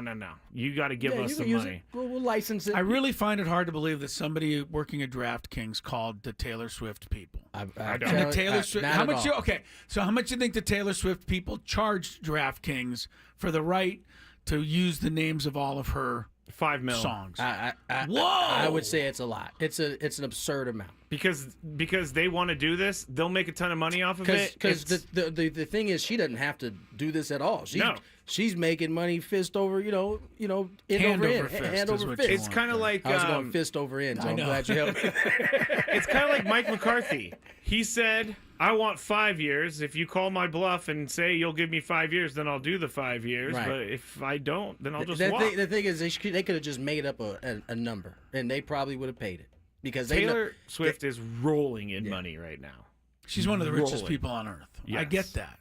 You just don't. You can't see. Or I just think it's I think it's interesting that she would okay this. Taylor Swift, as you said, is pretty protective of her stuff. That's true. Her brand for sure. And to want to be associated, I don't think she wants to, but to agree to be associated with the slimy gambling website. I think she likes that doesn't the cash connect. money a little bit better. But what does she need it for? That's what I said, Tony. I mean, I can kinda she see really your needs $5 million. Really? I can kind of see your point. So, that it would be. Scrappy, get to the bottom of this and report I back. kind of can see the point too, because you don't She want to be does- associated with gambling, right, and she but- does protect her image. But they're well. not. But they're not gambling on her or her songs. They're just naming these bets. Yes, but after they're the using the songs. names of her songs for the gambling purposes. I think that's something that could be easily connected in a court of law somewhere had they not gotten the okay. We have traffic now. Go ahead. From the 855 Get Ross Traffic Center, protecting San Diego after accidents or injury, here's Kelly Danick. What is up with the South 125 this afternoon? Crash cleared from lanes right before the 8, but now getting reports of a collision up ahead before the King Freeway. One vehicle facing the wrong way over to the right shoulder, and it's not just the southbound side. On the northbound side, there's another accident, which vehicles facing the wrong way right before Navajo Road. It's over to the right shoulder. Reports of a possible brush or encampment fire near the J Street off-ramp, southbound 5. Further south on the 5, right around Camino de la Plaza, there is a collision blocking the slow lane. And on the coastline, stalled car, northbound 5. This is just before Lucadia. Tow trucks rolling up. It's in the center divide. I'm Kelly Danick with Gwynn and Chris, San Diego's #1 sports station, 97.3 The Fan. All right, 5:44 the time. The line for the Super Bowl game, which does not involve Taylor Swift, is Chiefs by 1.5 points. That is the same number, by the way, that the 49ers were favored over the Chiefs last year. Should I remind you, Scrape? I don't think so. Here's a bet that I would consider, Tony. Don't know about you, but I did watch the AFC and NFC championship games in which a total of something like 140 points was scored in those two games. The over-under for the Super Bowl is 48.5. That sounds low to me. What was it? What do you say? 48.5. 48.5. What was their Super Bowl? Wasn't their Super Bowl 2 years ago? 73 points. Yeah, it was like 35-32 or something. 38-35. Okay. So you never know. There's no sure thing in any of this stuff. But no. Both the AFC and NFC championships games went way over that. Give me the top in your mind. Scrape, did you get that, or are you not getting it? What? Oh. I honestly think that could be our guy. I don't want Is him it to. past 10 minutes? I think No, it's it past is not. 10 We minutes. went on at 37. It's totally not 10 I minutes. think it's past 10 minutes. It's totally not. We went on, I guarantee. I said, remember, we waited 7 minutes and 28 seconds. You're such a hardcore guy. It's not. You're not being right this time. You're wrong. Yeah, really angry. It was 37. I was looking at it too. So the Might guy not be 10 minutes. No, I'm just kidding. I'm I kidding, think Chris. I'm kidding. If you're called, call back.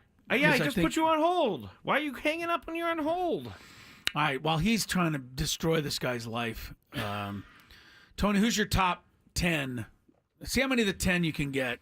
Super Bowl MVP this year, top 10 in the betting favorites. All right. Obviously, there's a couple of them that are very easy. Saquon. Saquon is the second choice. Patrick Mahomes He's is the first choice, yeah. Kelsey. Fourth choice. Brown. AJ. Sixth choice. What's the other one's name? Smith? Smith. Devontae Smith? He's the ninth choice. Okay. Go. Did I say Kelsey already? Yeah. Yep. You got about half of them, I think. What's the defensive tackle's name? Jones? Jones. Very good. Chris Jones. Eighth choice for MVP. Wow. And then the defensive tackle for the Eagles. From Jalen Carter. Carter. Yeah, I hate to recognize him, but yes, 10th choice. I'm missing. What about Harrison numbers? Butker? He got 8 of the 10. You overlooked Jalen Hurts. I'm sure you thought you said him. I but thought you I said didn't. him. Yeah. The fifth choice is the other guy, Xavier Worthy. Ah. Those are your top 10 favorites for MVP. I think you can pretty much go either Mahomes or Barkley and Hurts and call it a wrap. I agree. I mean, unless Kelsey catches all 6 touchdowns, I mean, they're going to give it to Mahomes. If they win. They want to continue to crown the guy. They do. Who's this? Scraby knows Mahomes. this. Scraby, I know, gets support from Scraby on that one. Of course. Yeah, I mean that's because he's Patrick Mahomes, the greatest player.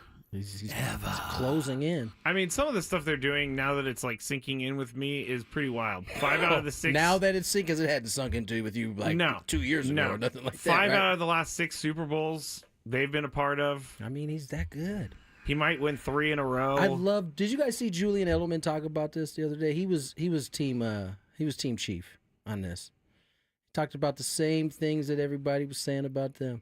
You know, he said, "How about you don't run the same play on 4th down over and over again?" Oh, agreed. We said that. You said that. Even in our criticism of the officials, we criticized the Bills a lot for that stupidity. Actually, Chris, someone on the chat wants to know where the refs are in the MVP voting. 11. It's 11. It's got to be 11. Yeah, that's funny. Another why it's a fugazi that people really feel like that. That should be a betting favorite for sure. Refs. Refs, yeah, it should be on it. If everybody really believed it, they should be betting it. You know, this whole thing about the Chiefs possibly having an edge with the officials has gotten to the point where they're like asking players now on the Chiefs about it, and the players are just angry about being asked about I don't it. think you'd like it if you're one of their players. I Just trying to agree. demean I their agree. accomplishments. Yeah. But yeah, who was the person who said on some show, a player, I believe, and you just mentioned it, Tony, but if you really believe they're cheating, bet everything you have on the Chiefs. You're going to win. 1,000%. If you truly believe it, that they're cheating for the Chiefs to win, then put your money where your mouth is. Where your mouth I think it was Nick Wright who's on FS1, and he's a huge Chiefs fan. He's annoying on his Chiefs fandom, but he said the same thing. He's also He's annoying made on his LeBron fandom too, which I'm okay with now that he's on my team. He's on your team. He said that he's made a ton of money off the Chiefs this year because he keeps betting. If you like Chris, you said it perfectly, and somebody else said this a couple days ago. If you truly believe that the NFL has got the fix in, everybody should be filthy rich. Put the whole thing on the Chiefs. I can't do that. Can't lose. Can't lose. But which side? Because you could still bet that you could bet the Eagles to cover. And They're the only Chiefs. favored by 1.5 points. You got to figure that the refs will at least make them win by 2. At least. Refs aren't going to take that many chances. They're probably going to give them a safety somehow. As Ariza did in the first round game. Yeah, true. That cost Chief bettors that day. That is true. Yeah. Oh, wow. I don't know. I feel like this week in between the Super Bowl and actually Super Bowl week, they don't need it anymore. I know that they're never going to get rid of it, but I think they need it. It's not a bad thing. The players It and the sucks for team. us, by the way. that's what it I'm sucks saying. for all of us. We can't. Everyone I've ever known that's kind of been a part of a Super Bowl says you need it because you need the first week to get all the travel and ticket and hotel accommodations for family and friends taken care of so that you can get down there and then concentrate on the game. How's that my fault? Not yours. Yeah. Tony said it sucks for us. Yes. But it's what they need to do. When I was in Minnesota for that Super Bowl between the Eagles and the Patriots, I actually was able to get into like the Eagles wing of the hotel with the guy I was with. And it's crazy how much they lock down these players. Like they do not want these players doing anything out and about at all. So they make sure that they are locked in. You can't even get in to see them. They have to. They didn't do a that very for good 2 job. weeks. They didn't do a very good job with the I forget his name now. Safety for the Falcons way back when. Robinson, I think. Maybe Robinson. I don't know. They're getting ready to play Elway and the Broncos in Miami, and he got caught with a lady of the night before the game. Of the night. And he had to miss the game. I'm pretty sure he didn't get to play, or he did, and Elway went right over his head for a touchdown right away. I think he did play, out but too late. did not go well. That was a while ago, so maybe they do keep a closer eye on them. They definitely do.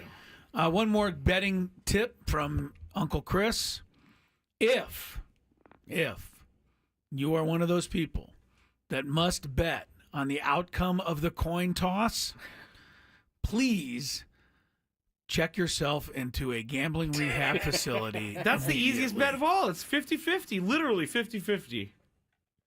Really? Do you need that action?